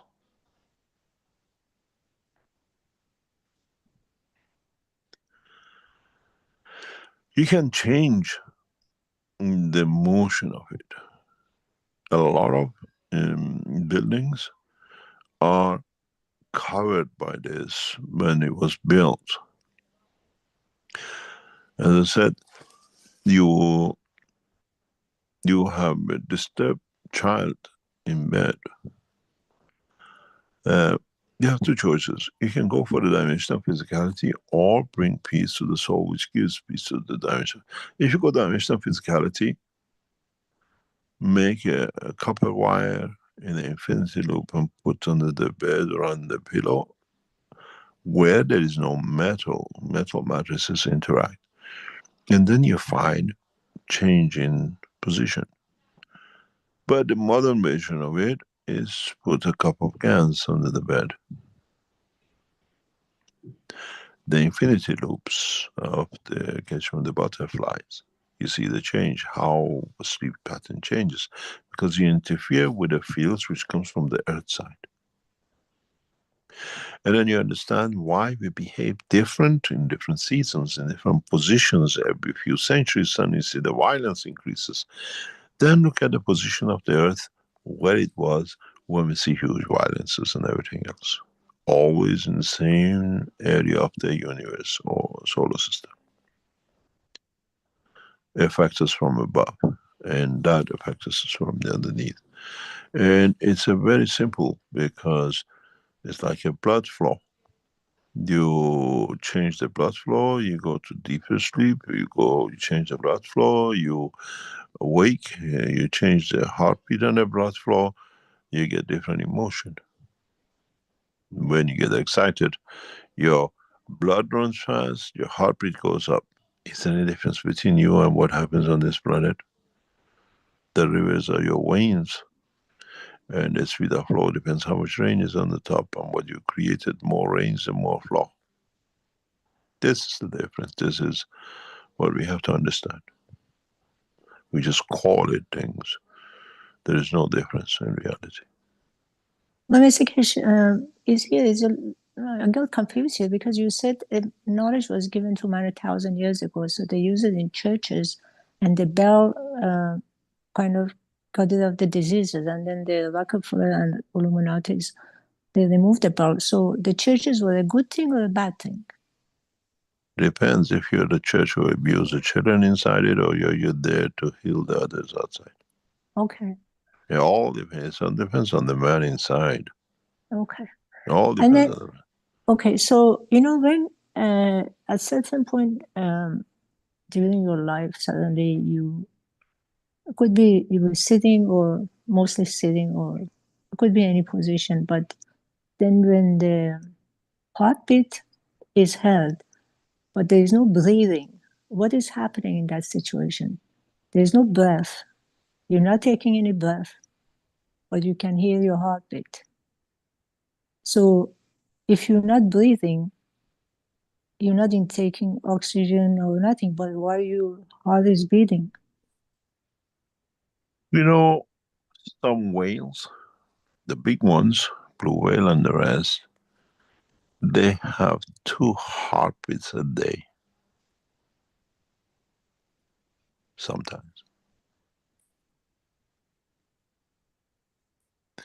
Do we need that rapid heartbeat when you see what body they move?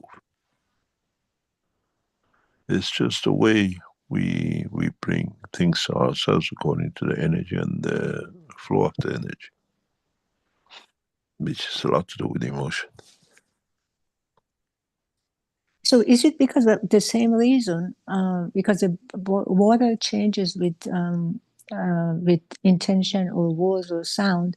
Is it for the same reason somebody who is constantly angry or agitated, after a while you see they have diseases because the water in the body constantly changing shape, and if they don't have the crystalline shape, they have the murky no shape, affects the body in some way. It's part of it, isn't it? It's like, but we control it. We control it. We are fully in charge of it. Have you ever seen when a mother sits at a table, or a mother is with 2 children, both call her a mother, but one is adopted or one is from the husband's first marriage? And you see how the mother reacts speaking to one child, and how mother reacts speaking to the other child. And look at their behavior long run towards children. You understand exactly how man controls his emotion and the outcome of his physicality. The same word, the same blood. Even mothers with their own children. I sat on the table and I watched a woman many times, with anger speaking to one, and with love and tenderness to the other. And the one with love and tenderness could never do wrong, and the other one was always wrong whatever he did.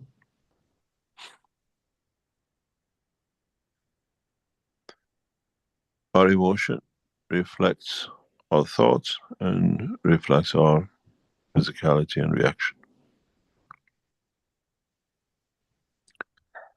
Why do some parents show so much love and care to one child and they demolish the other one? And what's the reason? Isn't one imaging the misguided reflex of their lives, the one which they encourages, the one which matches that? Even the other one is perfect.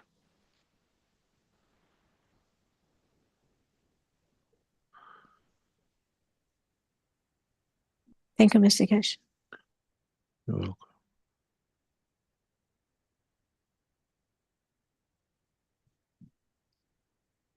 Sorry if you hear a lot of noises background. If you hear, we are on the move, we're not, and so there are a lot of noises in public.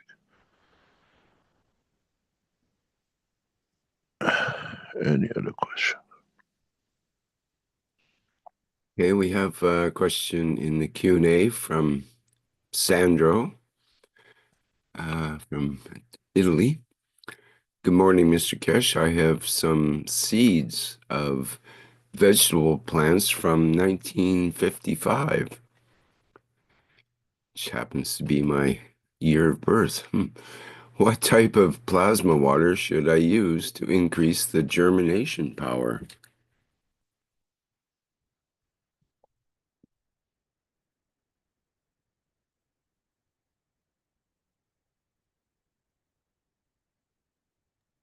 Depends how you want to water it, huh?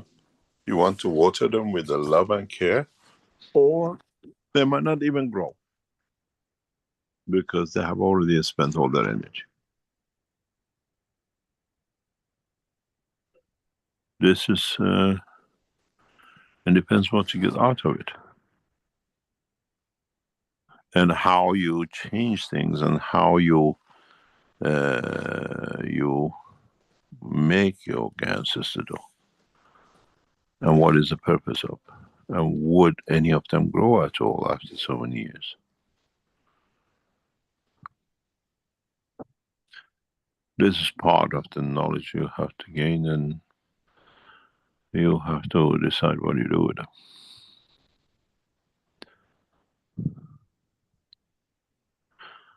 It's like poppies. Poppy seeds hide for centuries, and then suddenly, if the condition is right, it grows.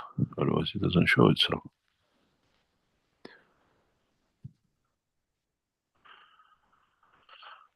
Any other question? Okay, a question from Mohammed in the Q&A. Says, I had a question about our agreement in the private teachings. So something becomes clear for me because I've read a part and was confused.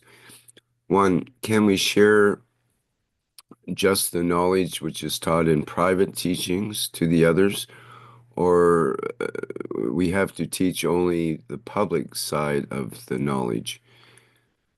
Private teaching is mainly done by the knowledge seekers who knew a little bit more, or they had some expertise, so it's part of the public knowledge, but it's in private.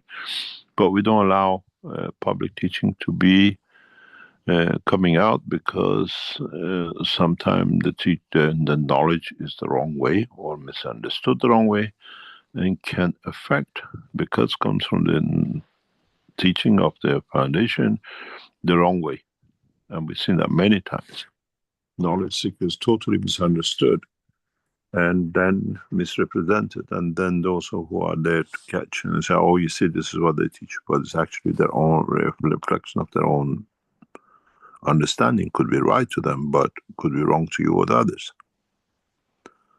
And that's why we say public teaching is public. Private teaching is kept that way for you to assess your knowledge on it and base your knowledge on what is there, because it's from other than knowledge seekers. So that was the second question, I think. Can we teach the notes and writings we have written from that private teaching? That depends what you understood from it. Yes. But you have to understand you're correct. We had a call from one of our knowledge seekers very recently, past few days, that they invited the knowledge seeker to give a talk to some professionals, and the knowledge carried was not correct or could not be answered the way, because they just read a book, they have no depth of knowledge. And it brought difficulties for the listeners and the person who organized it. Because the knowledge seekers, they thought knows the knowledge, actually knows nothing, he's just reading books. And the knowledge was conveyed totally the wrong way, which can cause huge problems for the knowledge seekers of the future, or for people to actually understand technology. And in the next few weeks, I'm going to correct what the knowledge seekers they thought knows out created so much mayhem. And what you're asking is, this is a current in the past couple of weeks. And we see this a lot of. Knowledge seekers don't have in-depth knowledge. Knowledge seekers cannot explain to especially professionals the depth of the knowledge, and then it gives the wrong image, wrong information, wrong credibility to the whole work. As I said, like last week, the week before, I explained, this guy knows how to make a battery that runs, a car runs with a frequency. But then we have another one who does something in the world of medicine, but he has no clue about the guy who does it in frequency, because there are two different things, nothing to do with each other. But now, Mr. Keshe, you have a computer. No, because we have a central knowledge which feeds into everything. And this is what you have to understand. Which part of the knowledge you know, and which part of the knowledge you know well enough that you know all ins and outs of it. Whenever you start teaching her, say, I don't know all of it. This is what I've learned. This is my understanding. You go and search, but I tell you what I understood. I could be 100% wrong, but this is what fits me, it suits me. And this is important.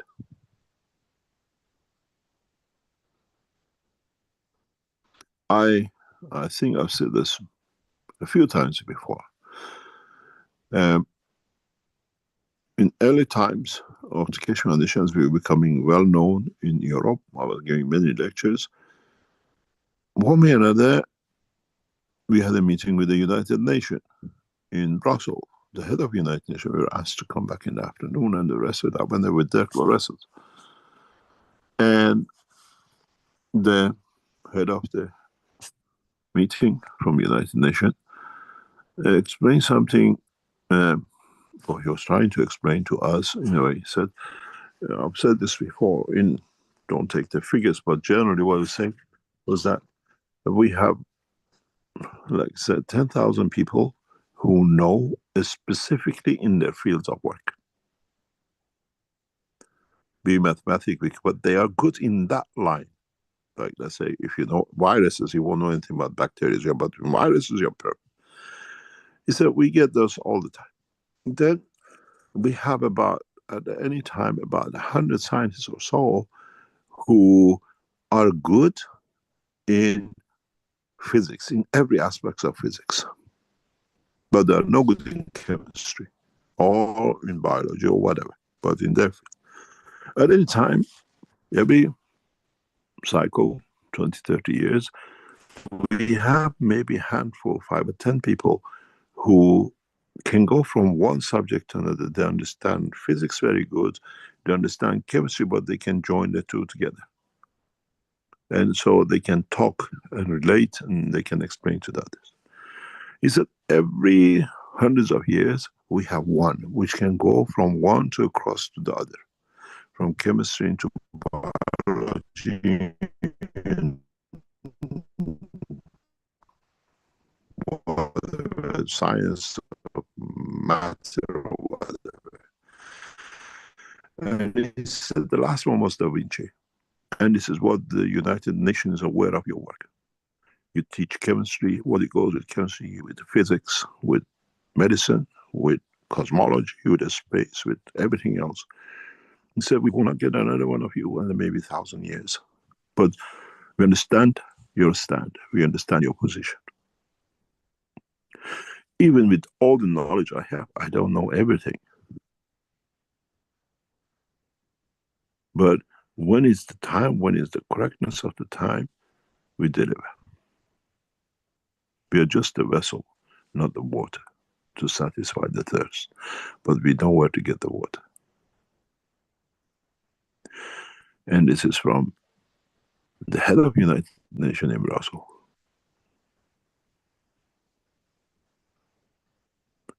The reason for the meeting for the United Nations was, if you go into the guidance of the Keshe Foundation, in this mandate, 50% of the managing of the Keshe Foundation goes in the head of your nation. So we had to sort it out how it's set up. In the near future, it'll be handed to Universal Council and Universal, the Earth Council. So when you go into teaching, when you go into explaining, always explain, this is what I understand.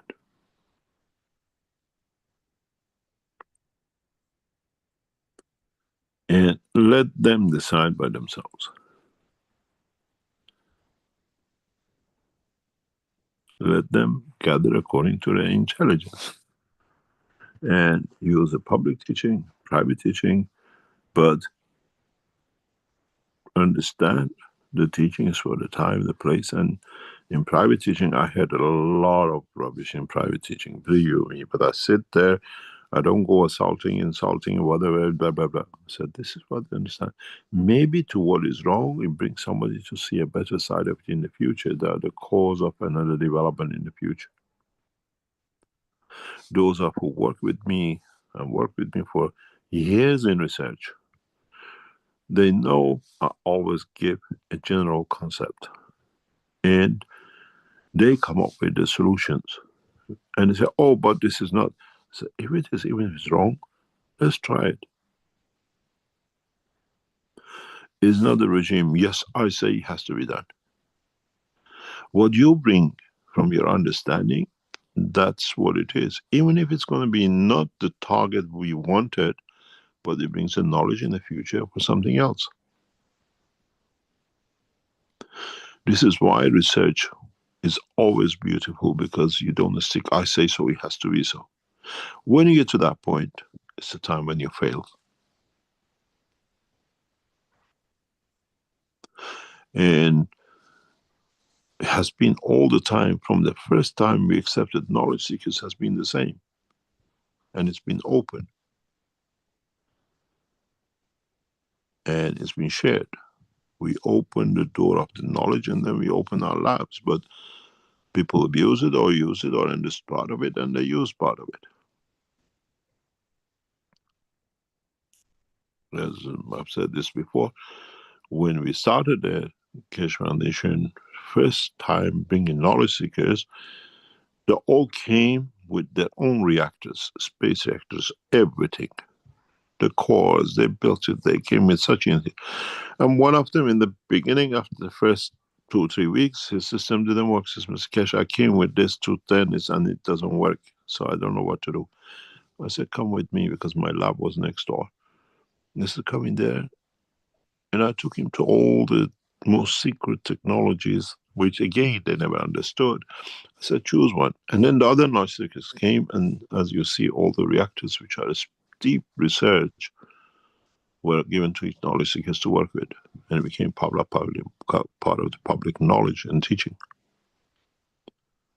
Till then, nobody ever saw what we built, except governments, except officials and scientists. But what have we done with it? What has it been learned from these units? If you come to our offices now, all these reactors are against the wall. They've been refurbished, all look the same. They lost the originality, but of the framework, but the knowledge and the systems are inside it. But what you understand on it, when I explain to knowledge seekers what this is the purpose, has been there about, now they understand what's behind it. But a knowledge is a knowledge, depends what and how you use it. Is it coming private? If it comes from public teaching, if it comes from another teaching somebody else's do, it all depends on you how. But always in your teaching, whenever you teach, tell them, this is what I understood, I could be 100% wrong. These are the sources, you go and check. You go and study and take it according to your understanding. Then this is part of the work. we set the guidelines. We don't set rules. And that's important for knowledge seekers to understand.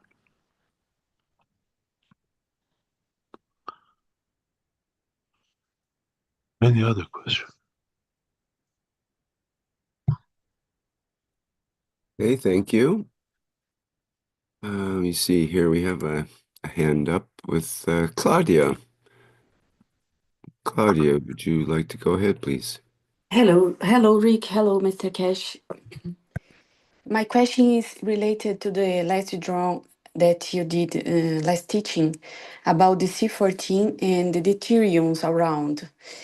And I was reading an article from Keshe Foundation about the conversion of C14 into deuterium by our glands. So first question is that glands that you are mentioned is in our head, and how can be aware of these directions of the magnetic fields by the deuteriums if during the transmutation we only see the light? Thank you. You see, deuterium, what you call deuterium, is a complete structure. If you put 3 deuteriums as a star formation base, and then put another 3 deuterium as another star formation base, each one creates. Explain it in a.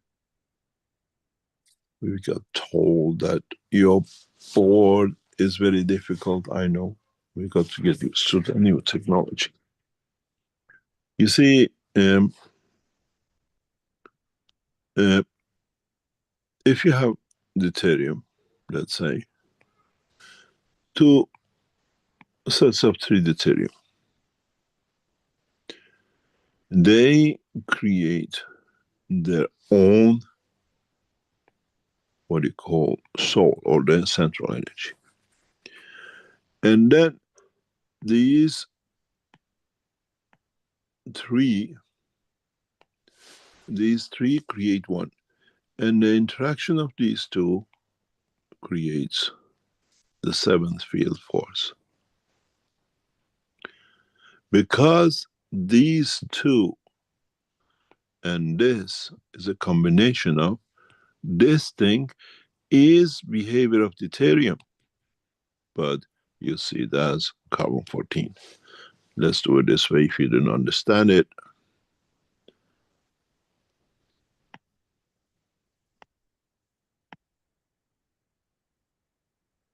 One, 2, 3, 4, 5, 6, 7.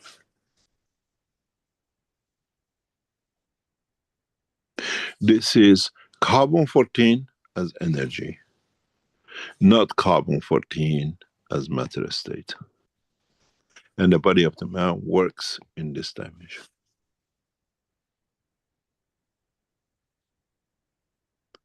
And in the future, we teach you how, if you change any of these in any shape of conformation or modification, then you end up with,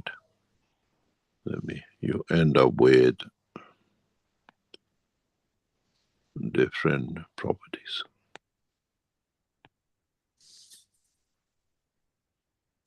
Remember one thing. If you understand the knowledge behind it, or what I'm trying to tell you, is that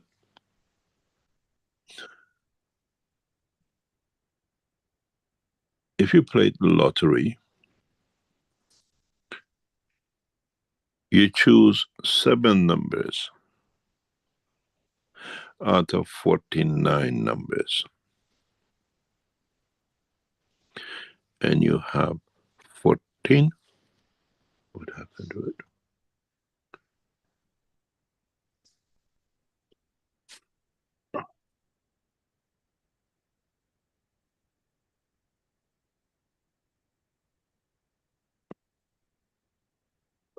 I lost my screen.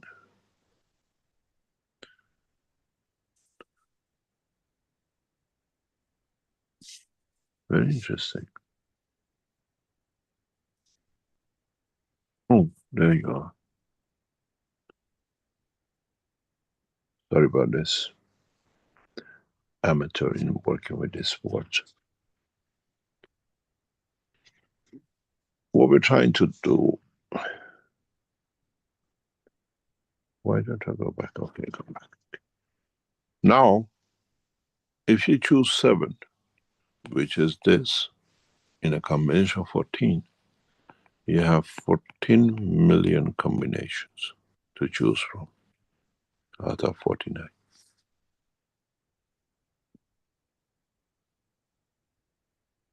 Then you understand how, if you understood this, in the interaction of the carbon-14 in the dimension of universe, which gives you C60, what this figure goes up to.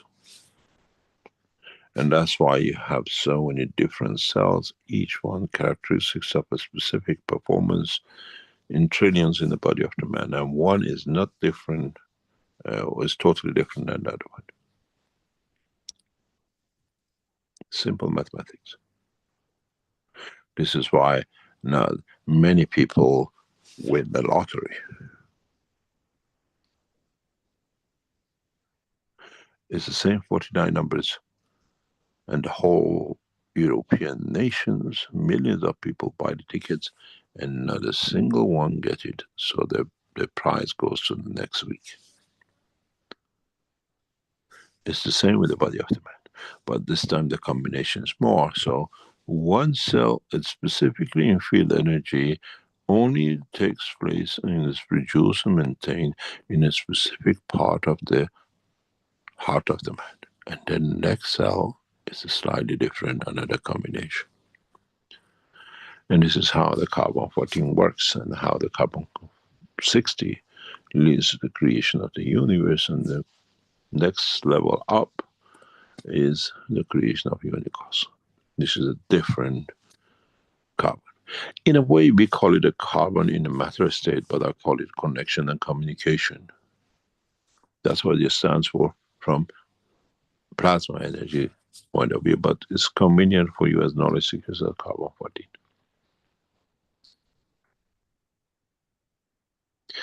When you speak about carbon, we speak about field forces. When we speak in energy condition of the connection, when we speak about direct H in the energy term is the source. And as your knowledge seekers understand more and more, this is an interaction of itself leads to this. And then if you go slightly higher, interaction of the this, which leads to universal field forces.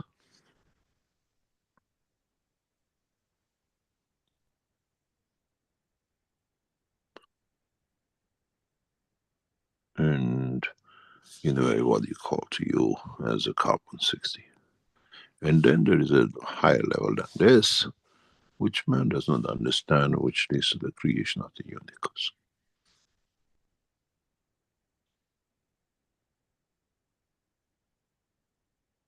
Then if you go another level higher than this, comes the creation of the creator.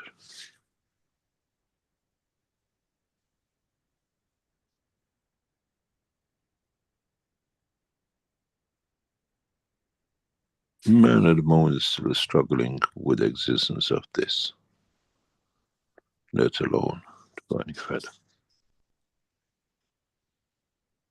Go back into the teaching in the past. I always said, when you speak about carb, let's say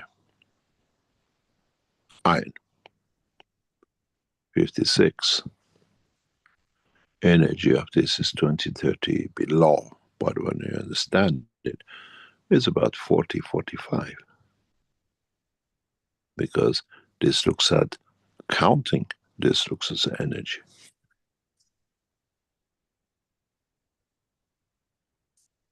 then you have to learn.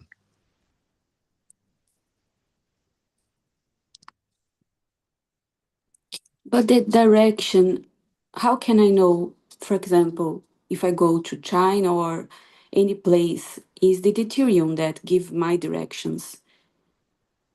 It's our It's not the emotion. deuterium. It's not the deuterium. It's the field interaction of the environment. But I have a desire, for example, emotion. Yes. You see, it's like you learn, and gradually by experience, you know which way you want to go. I decided to make a trip weeks and months before because I set that emotion for it to be done.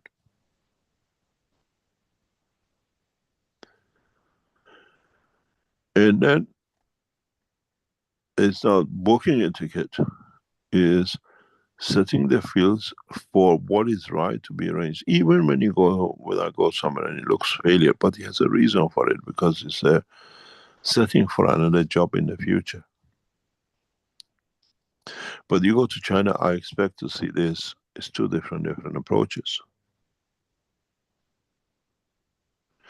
And then you go to China, what would you understand what they talk about? Because you know the language, but you can sit there and understand exactly what they are doing. I sat in many meetings with Chinese. I see their soul. I see their cheating. And I see the lies, but I never tell them anything. I just watch. Because there's a reason they're doing this. And I've been told many times, why do you allow this to happen? Because it has a dimension for me and it has a dimension for them. I don't need to understand the language. I see the soul. But I still go with the flow, and many times, knowledge has said me, why do you disallow it to happen? You know it. Then it becomes dictatorship. This, the soul's decide.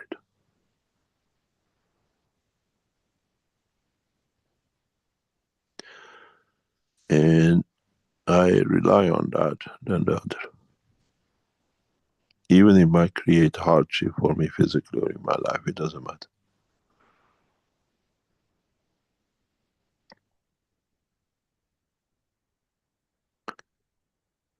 If you understand it, if you see it, you just see what is the outcome of it, what it's going to bring. And they tell me, why don't you stop it from the beginning when you help it? I said, because there's a reason.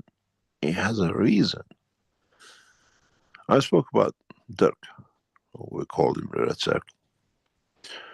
The guy I got to know very early on was a patent officer, and he stole people's patent. That was his job. Stephen Hawking did the same. Einstein did the same. Dirk used to work in the patent office of the Belgian government. And he stole patent. That was his job. And the people who were supporting him.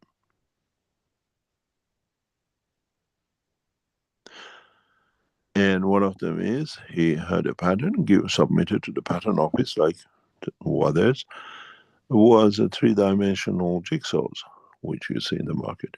The guy was given a patent, his patent was refused, and he registered the patent in his own name and registered because he was the reviewer. But the patent was written in the name of the wife. That is not him.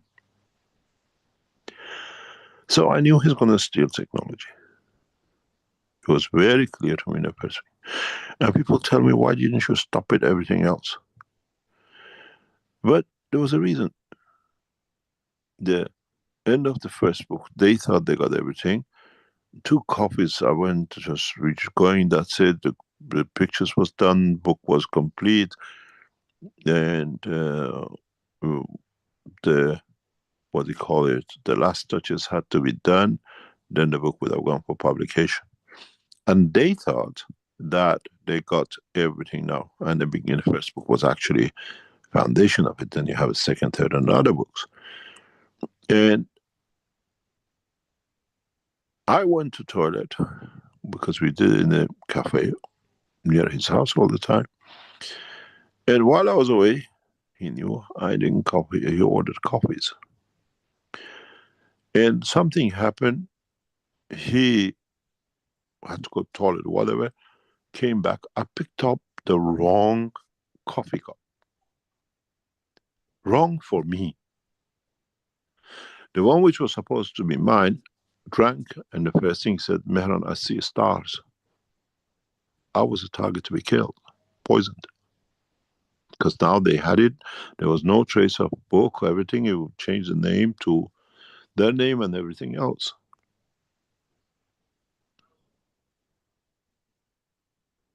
And the stroke, I had to get him out of the hospital. I had to feed him with my own hand. The hand which came to kill me, I fed, because he was paralyzed with a stroke. I put the spoons in his mouth. But I knew. Later on, you see what he did. He didn't do any different. Last time he gave me the poison. This time he poisoned the internet. But look what it's done. The ones who listen to this and they overcome it, they understand it, how devious it is, they look at the knowledge. That things on the internet is not for me, it's a test of the man who understands. Is he looking at the knowledge or is looking at the thief?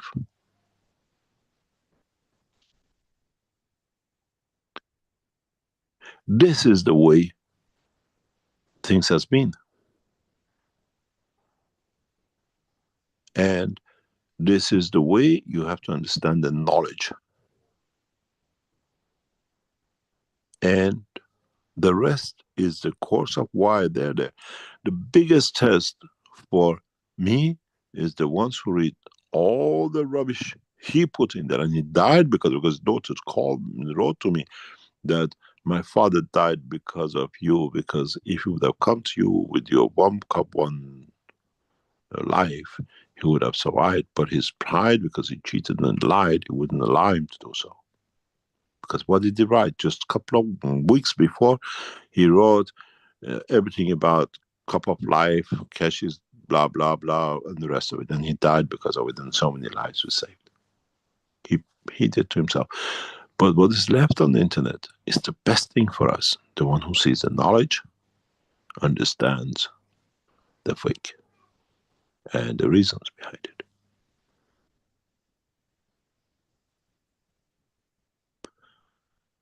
We always said, is in the writings, we test the heat of the fire with gold. And then we test the greed of the man with gold. We test those who are true knowledge, understanding knowledge, with red circles and all the rubbish on the internet. And then if you're one of them, you stick. That's what it is. You're not ready yet. The ones who see above it with the knowledge, you're tested.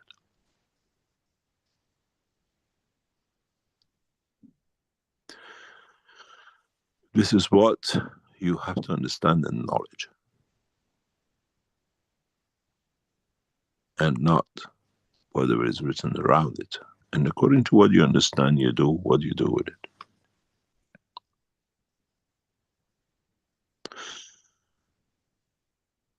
In the past few weeks, the technology, Keshe Foundation technology, was supposed to become public internationally, organized by world leaders.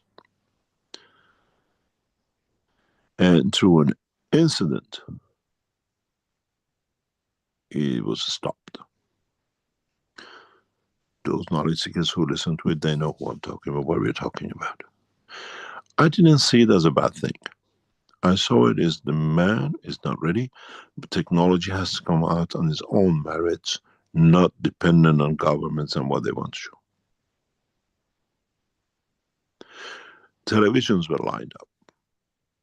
World leaders were set up to be shown, and the rest of it. Through one incident, which now I thank for what happened, because the soul was not there because there was a problem. And I could see the problem if the Keshe technology comes out through this channel. Hundreds of people, thousands of people were invited to see the magic of the knowledge of the Keshe Foundation in presence of the world leaders. And I gave you some hints about it, if you go in the passage. And if it was anybody else, would have gone crazy with it. I always said, I said to the knowledge, there's a reason for it. I know the reason.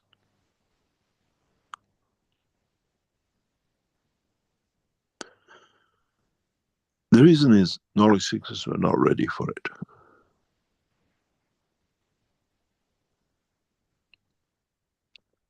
We spent months, weeks, we went through all rigmaroles to facilitate it to be done.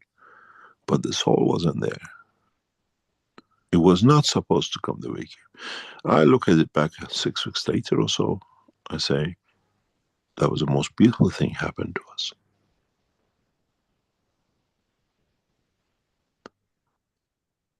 Because the knowledge has to stay independent of the government and world leaders, that they use it at their magic show to show their power, to show their whatever.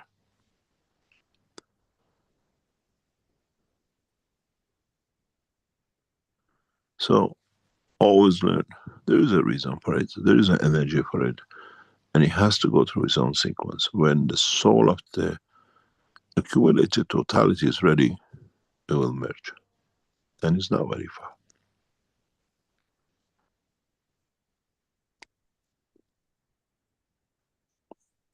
Any other question? Thank you so much, Mr. Keshe. You're welcome. I think, Azar, is your hand up again, perhaps? Would you like to go ahead if so? Yes, thank you. Mr. Keshe, so what you're saying is when you sense somebody is lying to you and you can see the intention, you allow it to happen because you How want to many see. times you told me that? No, and How Mr. many Keshe, times you no, questioned them? Why do you let these people do things? Because no, I they, know that's why my question. So if I sense, okay, so this is my question. I know that was my problem always with you, that you allow this to happen. I know it's my fault, but this I want to clarify this. So if I sense somebody wants to cheat me or anything, I should allow it to happen, because what I notice, half of humanity's life is spent on not to allow other people to do something wrong to them or this and that, and then spend their there mind. is a difference between me and you. Why? We accepted this when we signed to it. You mean you, because you as a messenger who wants to teach you, accepted to do, people do things to you? We accepted all the ups and downs. But I have to accept it too, because I'm also No, human. really, you decide. So You decide. I should stay away from difficulties and Well, you decide. You see, you deal with one situation. I have to deal with 7 billion situations. And everyone is different. What it looks bad to some is good to the others. And how much it will change. When I received the message when I was 19, I refused. I said, I'm too young. When it was put on my table at 30, I said again, I'm too young. And I knew how to get out of it. By 40, I'm mature enough. I said, I accept. I took the clothes and the frock of businessman out of my body. Never attended any of my companies. Overnight, I disappeared from business world.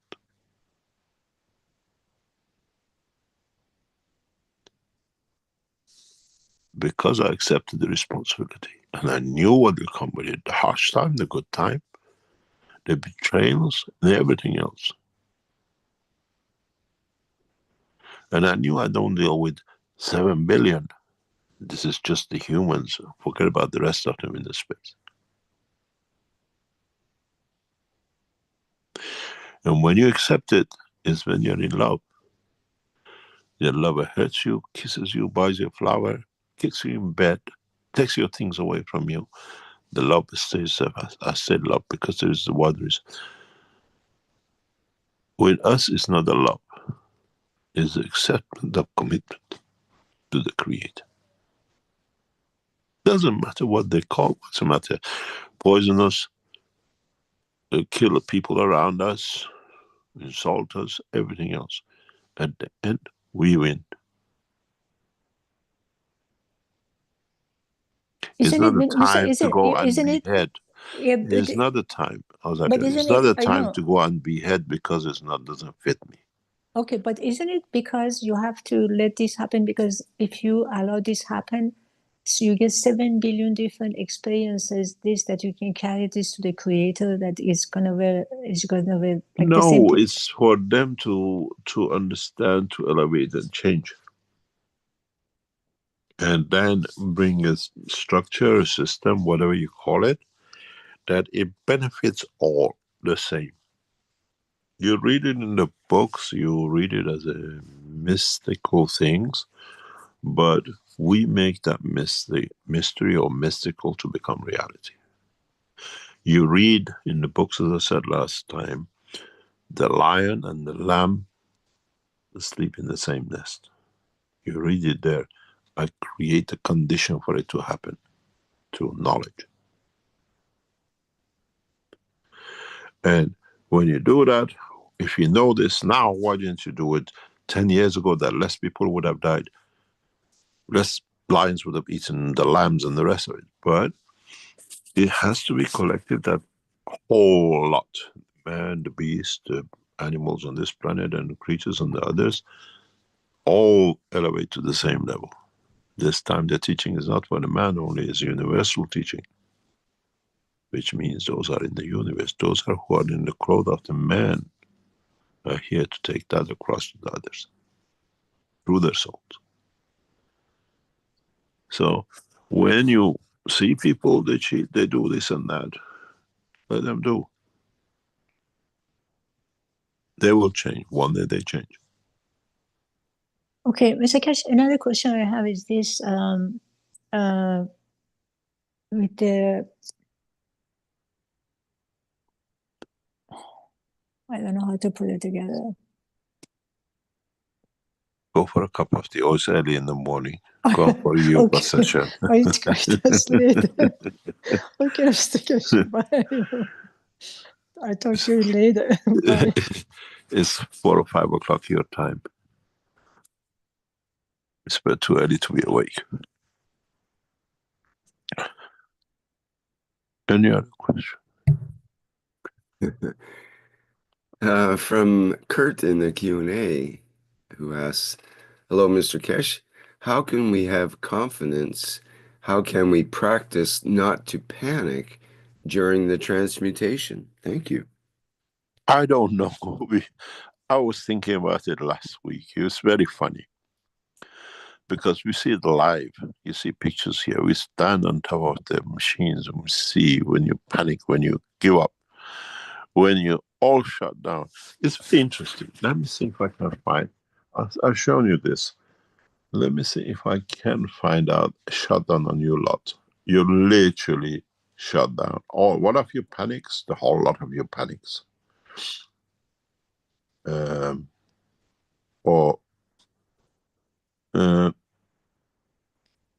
This is, I want to share. Let me go into Zoom and share because that's the best way to do it. Some people might be thinking you're exaggerating or something about this panic thing, but I can attest, it's an emotion. I can attest there are times when my physicality is just, it just freaks out. It can't handle the pressure, or it becomes just really irritated due to the soul, trying to connect with the soul. and it's not sure what, it's What to losing do, where is it going to attention. go? Yes. I It know, feels like it's dying, or the whole body gets itchy, or other it's the manifestations show up fear, all of a is sudden. the fear of unknown. Yes. It's the fear of unknown. You see, I'll show you because we have these pictures. These are offline, live. Some of it we just freeze to see. Let me do it this way. It's the best way to do is you see this, and then I can.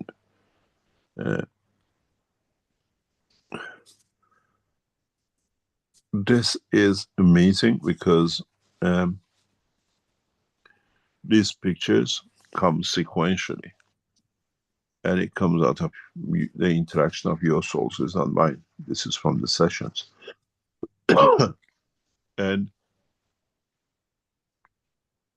what is interesting is, but this is very, very interesting because you all are working in the world of your own transmutation, and then one of you panics, because all your souls are connected to each other, you all panic. And I laugh sometimes because I see so many things and I can't even say who's panicking. This is you lot in your last session, one of your teams, one of your groups. This is you lot. You're all transmuting. You're all busy with your own thing, and it's very nice. You see, there is no panic. There is a, if you understood the last session, if you understand it more, is you see here even somebody's gone into transmutation. Soul of physicality reaches the soul, but doesn't cross it. Once that pink line crosses the green, you're transmuted. One or two of you have reached that point, but you panic. And if you look at it, this is you. There is no panic, there is no emotion. You're all of you in it. You see here the spikes, which is trying to reach the soul. But something funny happens with one of you. This is the next second. Look what happens. Let me get this out because otherwise it'll be under others. Okay. Now, this is the next session. Somebody panicked and look. We know it's panic because look at it. Look at the peaks. A shift in the soul. Somebody panicked. And what do? Like chickens, all of you, what did you do? Look at it. You all jumped into physicality because you feel safe here. This is your soul of physicality or your emotion of panic, and see what happens. Half cooked, you went back on again, and then you panicked again. Somebody panicked, and the whole lot of you, like chickens, panic gone back to physicality. Waking up in bed, ooh, I had a bad dream. You see this? And then what happened? Somewhere, somehow, the one who panicked and caused the other ones to panic decided in the next 10 minutes, you had the time. What do? You go back to work again. And have a look. Every time you see a sign of panic or change of emotion, you see this guy. You see, why does it come at the 10 of each one? Is the emotion which affects it. And when they're mixed is you're physically awake. You become conscious of doing it. Otherwise the soul is doing its trip. The science is not anymore what it says in the God knows holy book. The science is you sitting there creating the knowledge of it. You understand how it is, you understand how it works. And so from one trip to panic, back, let's carry on. Let's go and dream again. And then you see how exactly they work. How exactly panic points dictates the position and the change. Huh? And it all comes through emotion, solar physicality. But the beauty of it is, as we teach you slowly, if I open this up, you look for the blue line. You see the blue line, which is the average energy from what you take and what you give to your environment from the top. It stays within the frame of physicality. And when we see this blue line being in power with the soul, is then when you have taken a full charge of transmutation. When it's on the same side, you see the blue is the next one is green. So there is attempt to change. And then look at here, how emotion has dropped the physical, what do you call it, the transmutation down to.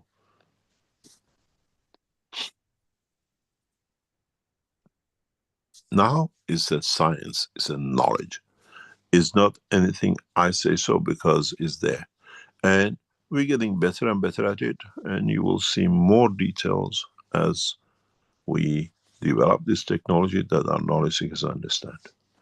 And this is only your soul. The green guy there, it's here. As you all learned, you know by now, this is where you get from this space, comes through your soul, diverts into your physicality, solar physicality, and it goes. But there is the same reversal process too. You cannot take all the time. As you don't need, you give. And you understand the cycle is always. And then if you literally look at this, these dots in this area shows how you're transferring and you're transmuting. In the future, we will show two different colors for the energies received and for energies to go out. And then you see it. And then you understand it in a much more detail. And then this will show us, dictate to us if you are ready to transmute. And then you see if this is actually sits in the parameters of the man's work. If you look at it here in this figure, more or less, if you talk about it, here you're all in a condition of physical. You go into the soul level, you panic, then you go in, and then you panic and you go back into physicality again. As long as you are above this level, what's above this level, it shows what is actually happening to you. What is below the line is actually what you're going through. And then you see the shift. And then you see in some of the graphs that the green is huge. It means you spend a lot of time in transmutation. And then sometimes you see the green below, which means the physicality is dominating. And sometimes you see this here, which means there's a panic. I don't know if I can do or not, but it's 10, 20 of you in this session. So who panic, who's not, and then which feels stronger, which one of you carries the soul that says, no, we go this way, and the ship follows. Now is a science. It's not a talk anymore. Now it's an art. It's a know-how. And this is what you have to learn. By practicing and practicing and practicing more and more. And it's very interesting. We had a large contingency of Chinese this time. And it's amazing how the upbringing, how the Americans and East, Western world people behave compared to the European Central. This is what we are watching. It's amazing. The way we set it up, we have a couple of people outside the line, but Europeans are in one group, Chinese are in one group, and then Americans are in another group, what we call Western Canadians and Americans and Brazilians are in one lot. And you see changes of the emotion. Americans are very confident group, and they do things, we have to do it. As a Ukrainian guy said, pray that you never fall in the hand of and watch the Americans fight, because they fight with everything. Us, we're chicken out. Europeans have that behavior, they chicken out very quickly. But the Chinese, it's amazing how they deal. They are very in yin and yang, trying to keep balance in their own side, and they produce a different graphs. I've asked for all the graphs to be made of the last session in hard copy, because now we can target you to bring you to transmutation and group up you. Because some of you did the individual sessions, we know which is capability of who in which group we can tick out. And maybe by April, that we take a group of maybe a couple of Chinese, couple of European Americans, whatever, put in one and get them all transmuted in one go. Because they have the confidence, they know what they can do. And they're not panicking because they want to get there. We have a husband and wife which are there continuously, but they cannot do the switch.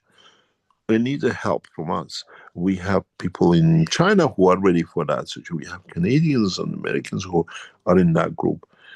So after March, April session, I make a group out of those who we see. That's why we asked you, do you want to take a picture of your soul? Was to see if we are correcting. And the people we wanted came in. So we know how to place the leaders in, okay, if you panic, I don't know. It is what I showed you in the other picture. We are looking and we wanted to test if the leadership dictates concentration of field forces. So what happened? I show you what happened. This is what I just explained to you in that last picture. What was the reason of us doing this? When I came in and I said, come and see me. I want to try to come and see me. And we get this. We're looking for leaders. Go back to the teaching of 8-10 years ago, when I said, when we come to a point that you give your soul to one man to deliver, you don't have, what you call it, UFOs. And you see it here.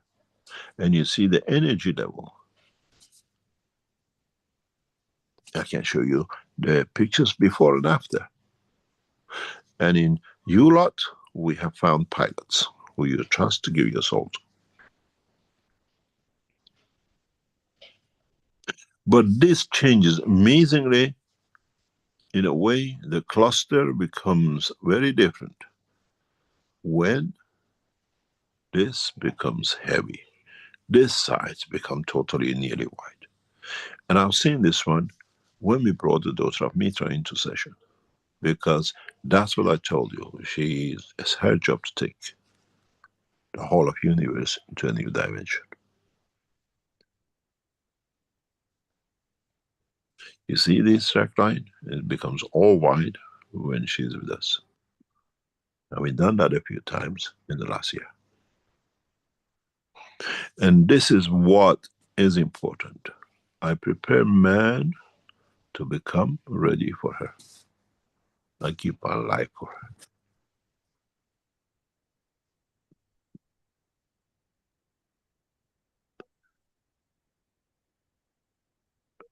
It's the essence of the fields of the emotion of the creator.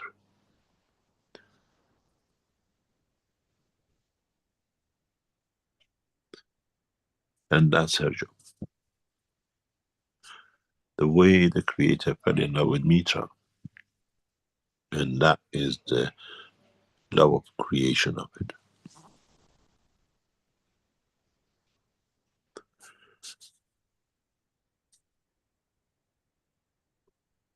Any other question?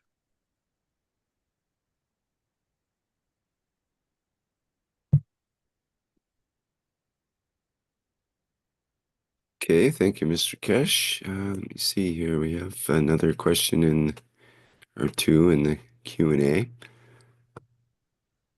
from Cristiano, who says, in the 534th Knowledge Seekers Workshop, I asked a question related to the creation of the envelope to cover the physicality. And in sharing the knowledge, you say that in order to achieve transmutation, we need knowledge of what we call the pineal gland, which you say is the neutral of the soul. But at that time, man was not ready for it. Could you teach us in a specific way how we can connect with the neutron of the soul for expansion and transmutation? Can you expand on this knowledge? Thank you very much, Mr. Keshe. Man is not ready for that knowledge, but man knows the knowledge. And in past half an hour, I explained that knowledge. That is the whole secret of it. That's the whole essence of it.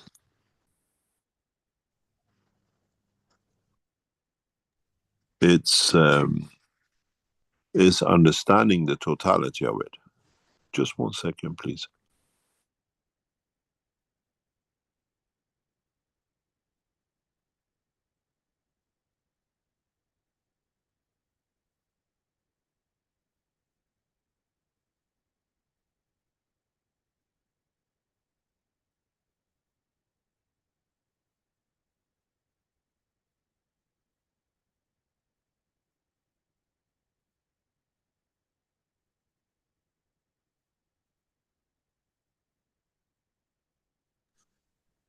Sorry about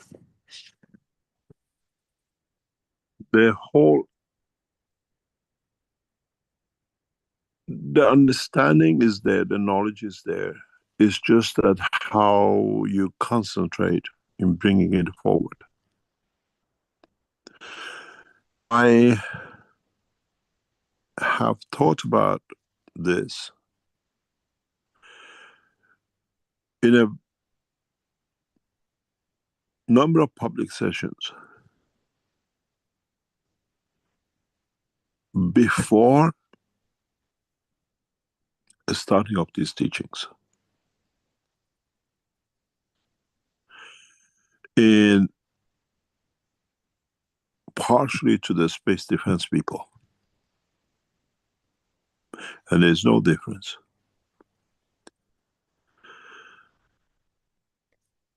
You have to learn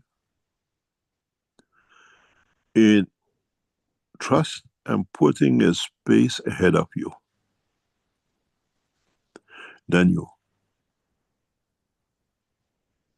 This is why we ask for people to become satellites. And they say, what are we doing? What's our job?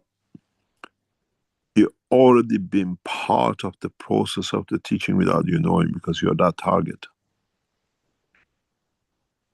That target for those who want to, when you want to send a message, you use the satellites and then you send it to.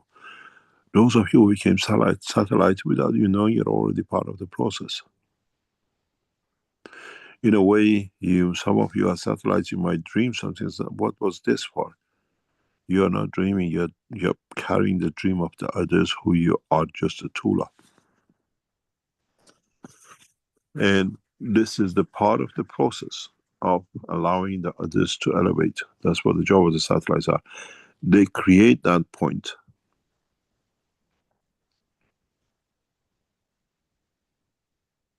Without them knowing. You put a satellite in the space, you send the information to go. Now, Those who became satisfied of that job, that you're that target, at that point of reference, that what needs to be.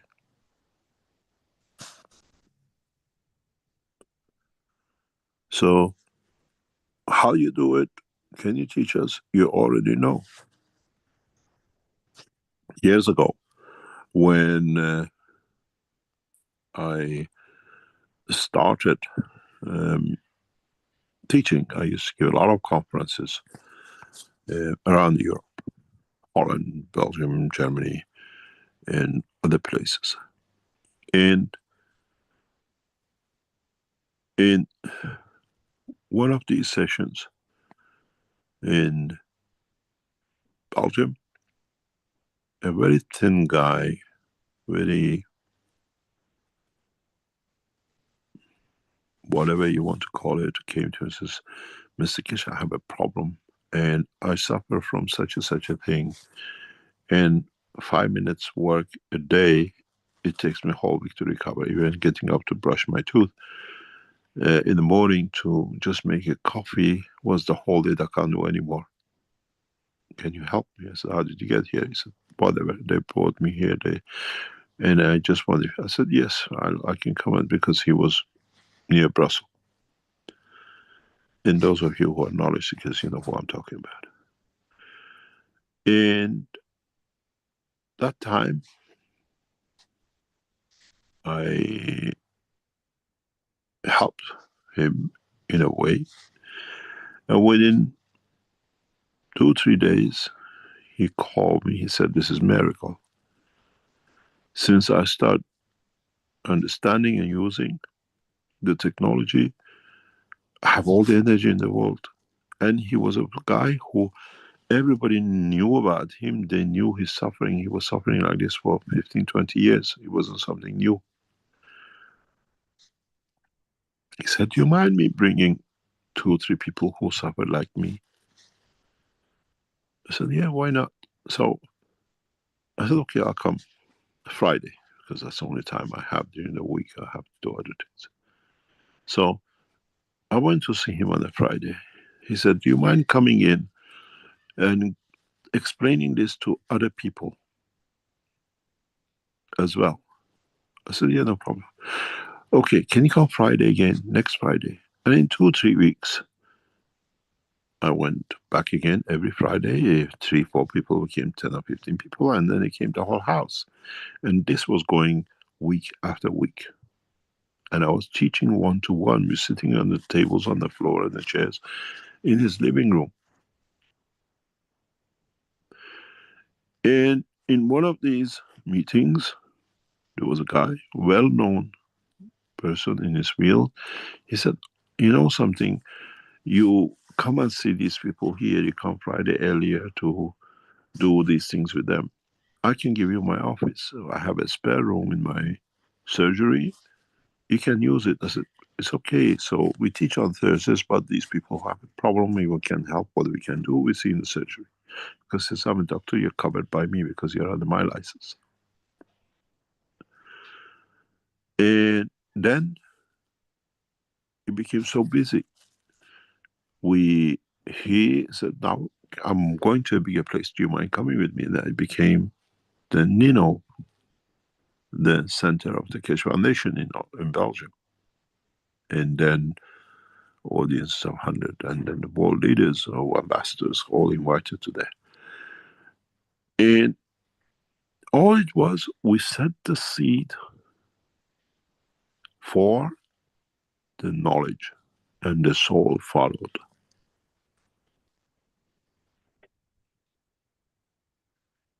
Started with one man, ended up every Friday till 2, 3 o'clock in the morning. I used to get home sometimes 5 o'clock. I was too tired even to go home. I used to park on the side of it and sleep in the car because I was already in the session for 8, 10 hours. And then you understand it does not need to be the tool, it's the intention you set.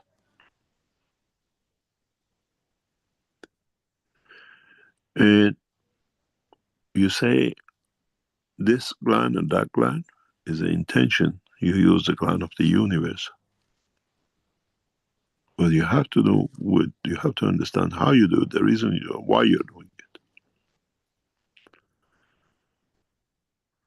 And when we open, you know, people used to come from all over the world, flying just to be there for that session, for just to see what we had. People in a wheelchair came, 20 years from age of 19, 40 odd years old, in a wheelchair. They walk after a few sessions. They came with a wheelchair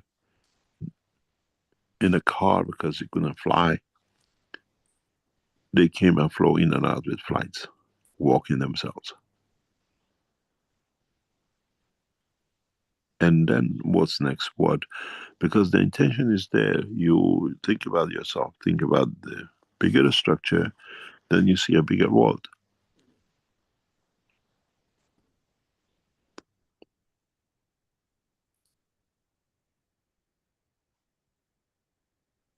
You have to understand the final point, the concentration of energy towards counts. It could be inside your brain, the gland can be the tip of your toe, it could be whatever. As long as you know where your soul is, what you're committed to, what you want to do with it, you achieve it through emotion, through understanding the feeling of it, not through the physicality, walking to a place to do it.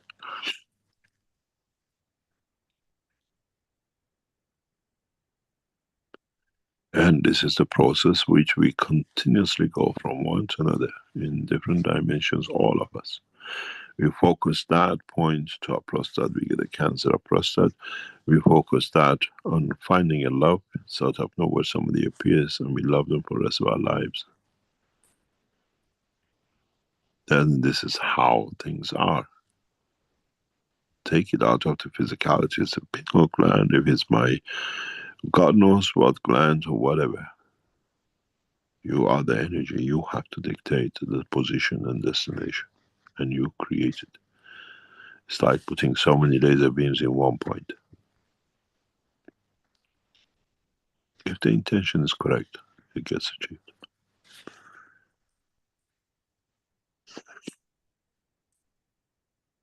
Any other question?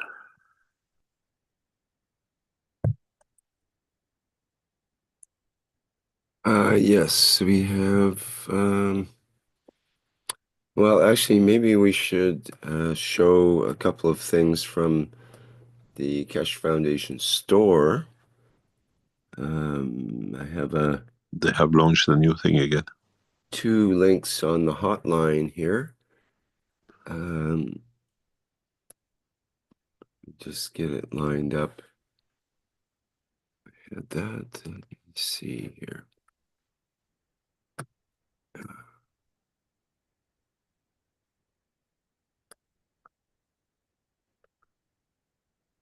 Okay, there we go. And share. Oops, wrong share. Oh, these are resins.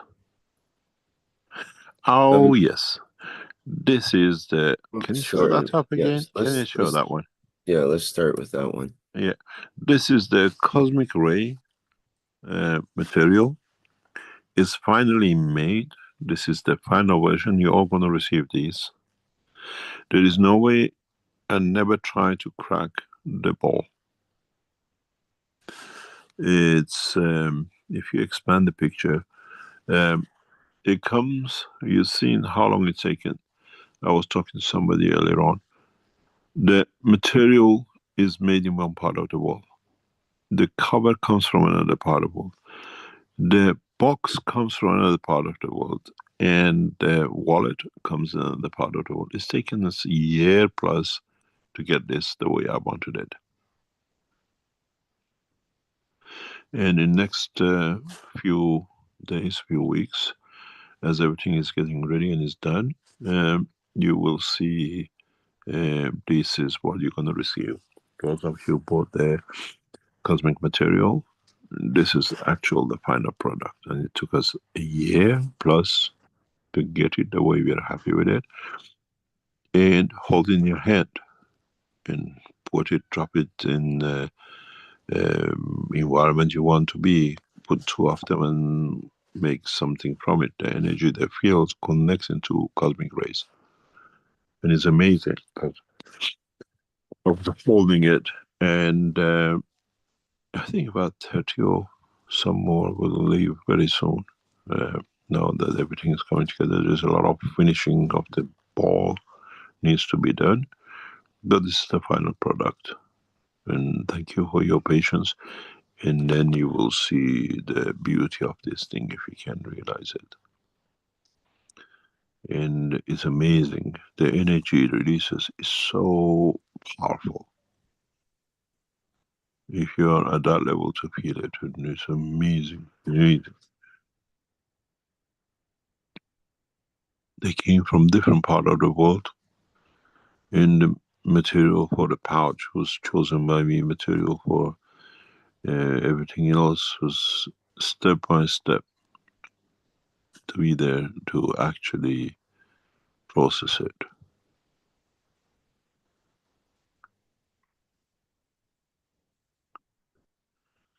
What's the other one? So what we promised you, many of you purchased. This is the final version you will receive. Very beautiful for sure. It has a magnetic latch as well, I see there. Yeah, it's just holding it on. Don't leave it loose around. Always give it in its own package. And if you use it, take it out. Those of you who you'd go on the transmutation sessions, we tell you what to do with this once you start receiving them, how to use them.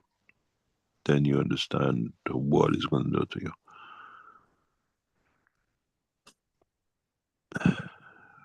Was there something else? So that's it. Okay, let me get back to the other screen here. You know that pouch you see in the back, where it goes in?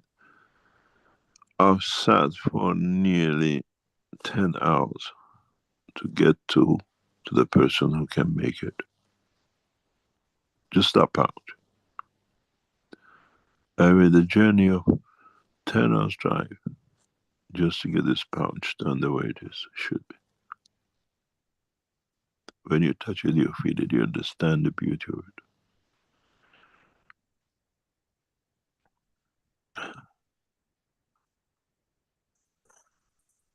What else do you have? Well, that's it. Oh, there was, get my other link up here in just a minute. You see the material in the ball goes with the box, and the box goes with the pouch.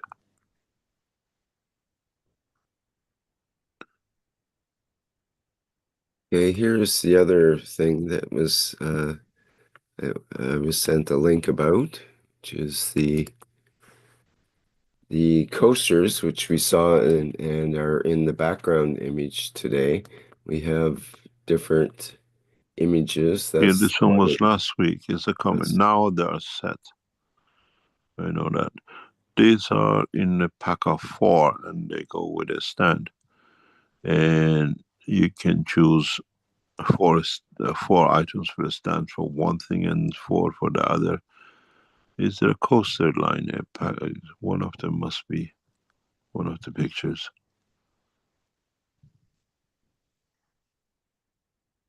Am I correct? It should be showing in the stand. Next one. Yeah, this is the holder of them. When they sit together, there's one holder and then there is another vertical holder I've seen. And yeah, they all go in one pack, and this combines them. You can use one on top, one on bottom, or 2 different packs. And you say how you want it to be filled, for what purpose you want it. And people are choosing different colors. A very interesting one was a green heart. We don't know what the green heart is for. There's another stand. Do you see it? It's a flat one, like a rack. Yeah, that's the one. If you expand it, you see it. They stand in a rack. And it is being given a color combination, and yeah. And materials in what you want it for is change of environment, or whatever you drink and the rest of it. It's very nice things, range of products which start coming out.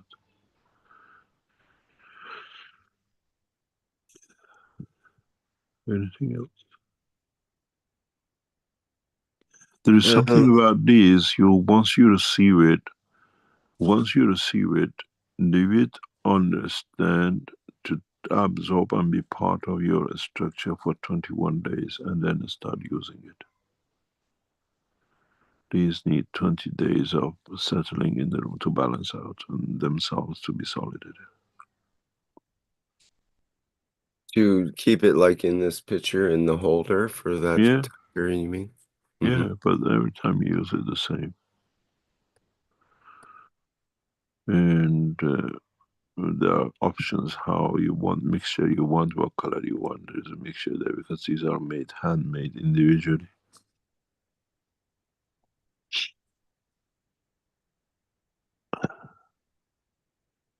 Any other question? Anything else to see? I know it's pretty much time to wrap up here. There was one thing you had as a suggestion. Let me get back here. About Amazon changing their terms of service from the 26th, which was yesterday. Yes. We forgot about that last week, isn't it? These are the... Read that. It's about anyone who has bought a digital version of the books should download them from the cloud before that date. Anyone buying or holding the book after the cloud or on the cloud after the 26th of February can only access the books on their Kindle device while they keep their account. Yeah, this came to us by one of the knowledge seekers. So we passed it on. We're supposed to read it last week. Yep, I guess we're a day late on that one, but well. I think, well, we have a couple of other leftover questions, but if you think... We'll answer one or two and then we call it a day. Okay, Lisnu has a question. Can you explain what, quote, pact with the devil means from the energy point of view? Oh, no, don't go there. Next one. Okay. From Ramira in the Brazilian community, how can we understand from your teachings today that many men and women who are closely linked to the church, we call them mystics, left a legacy in the field of spirituality and theology? Could this still be a contribution to our search for knowledge and elevation to serve humanity? Of course. There's no exclusivity. Enlightenment can come at any point, any place, anywhere. Even a dog can be enlightened. That's another matter. Enlightenment is done by the soul, but not the physicality. What do you do with it? Enlightenment is the knowledge of creation and the creator. The rest of it is a know-how how to apply it.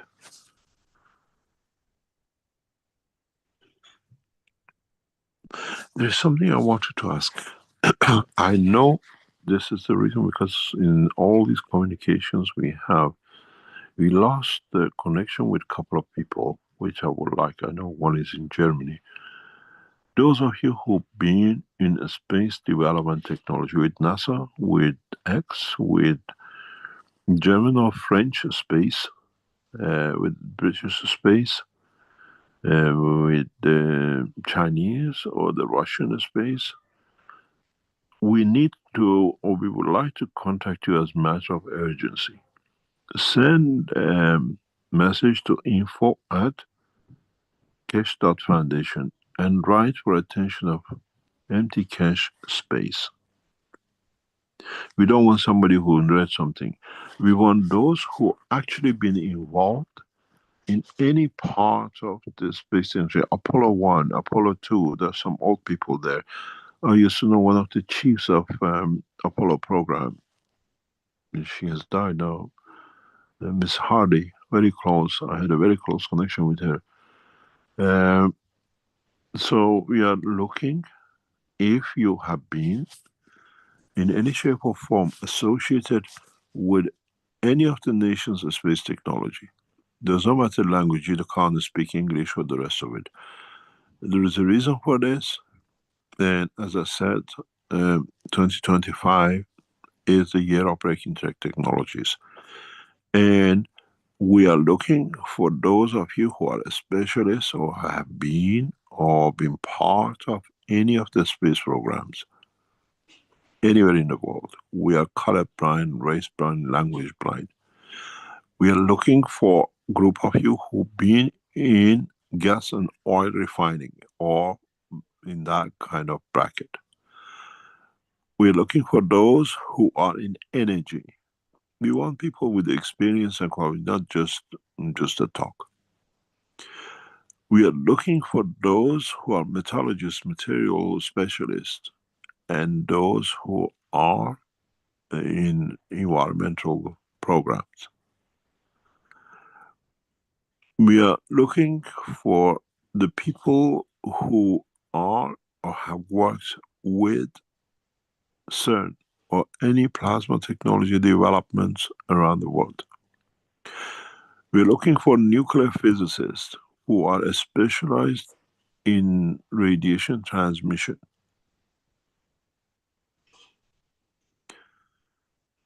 We are looking for doctors who are specialists in certain fields, not the normal doctors. We want specialized people in the world of medicine.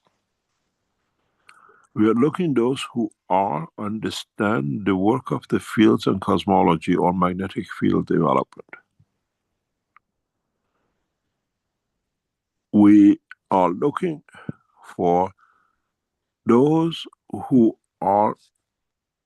understand the work of the water dissemination.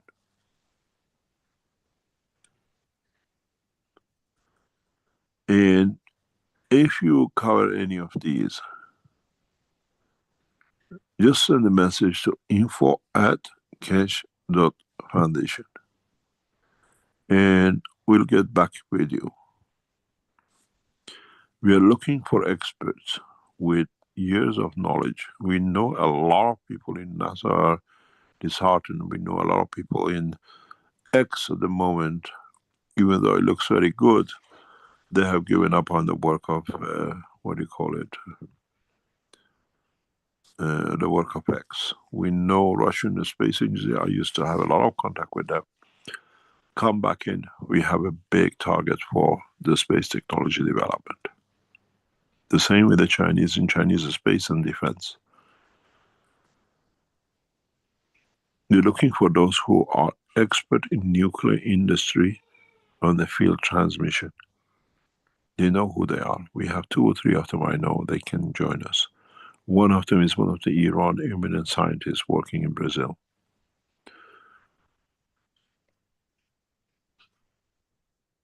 We're looking for those of you who understand, have a good grasp of environmental cleanup. We don't believe in global warming. We're looking at the people with water treatment, environmental change, city atmospheric conditions, pollution. Write to us, and very soon we'll make international announcement about this. And please, no knowledge is not good enough. It just depends if your knowledge fits into what we want at this moment of time. Thank you very much, Rick, for today. Will you make an announcement on X for that, Mr. Keshe? Or we will later? make an announcement on X, on Twitter, on Facebook, on YouTube. Yes.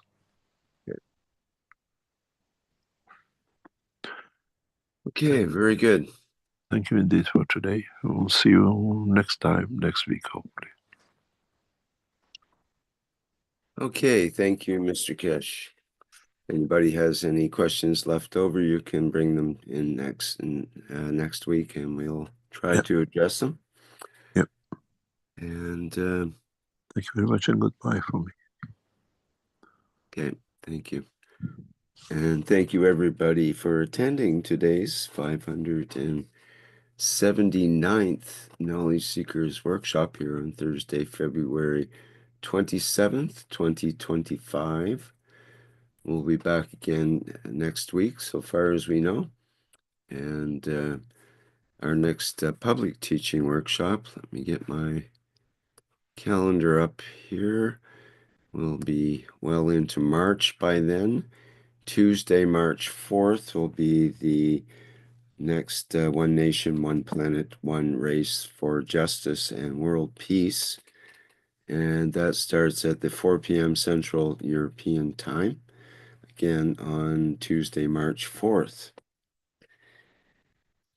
Okay, thanks again, everyone, for joining us today. And we, of course, give gratitude and thanks to Mr. Keshe for all that he does and for being here with us. Okay, we'll go out in our usual manner, although I have a feeling the sound may not play for this last part. I think my sharing is broken with the sound in Zoom right now. But it may or may not play. If it doesn't play, consider it a moment of or a minute of silence where you can reflect on today's teaching, perhaps. Okay, bye for now, everyone.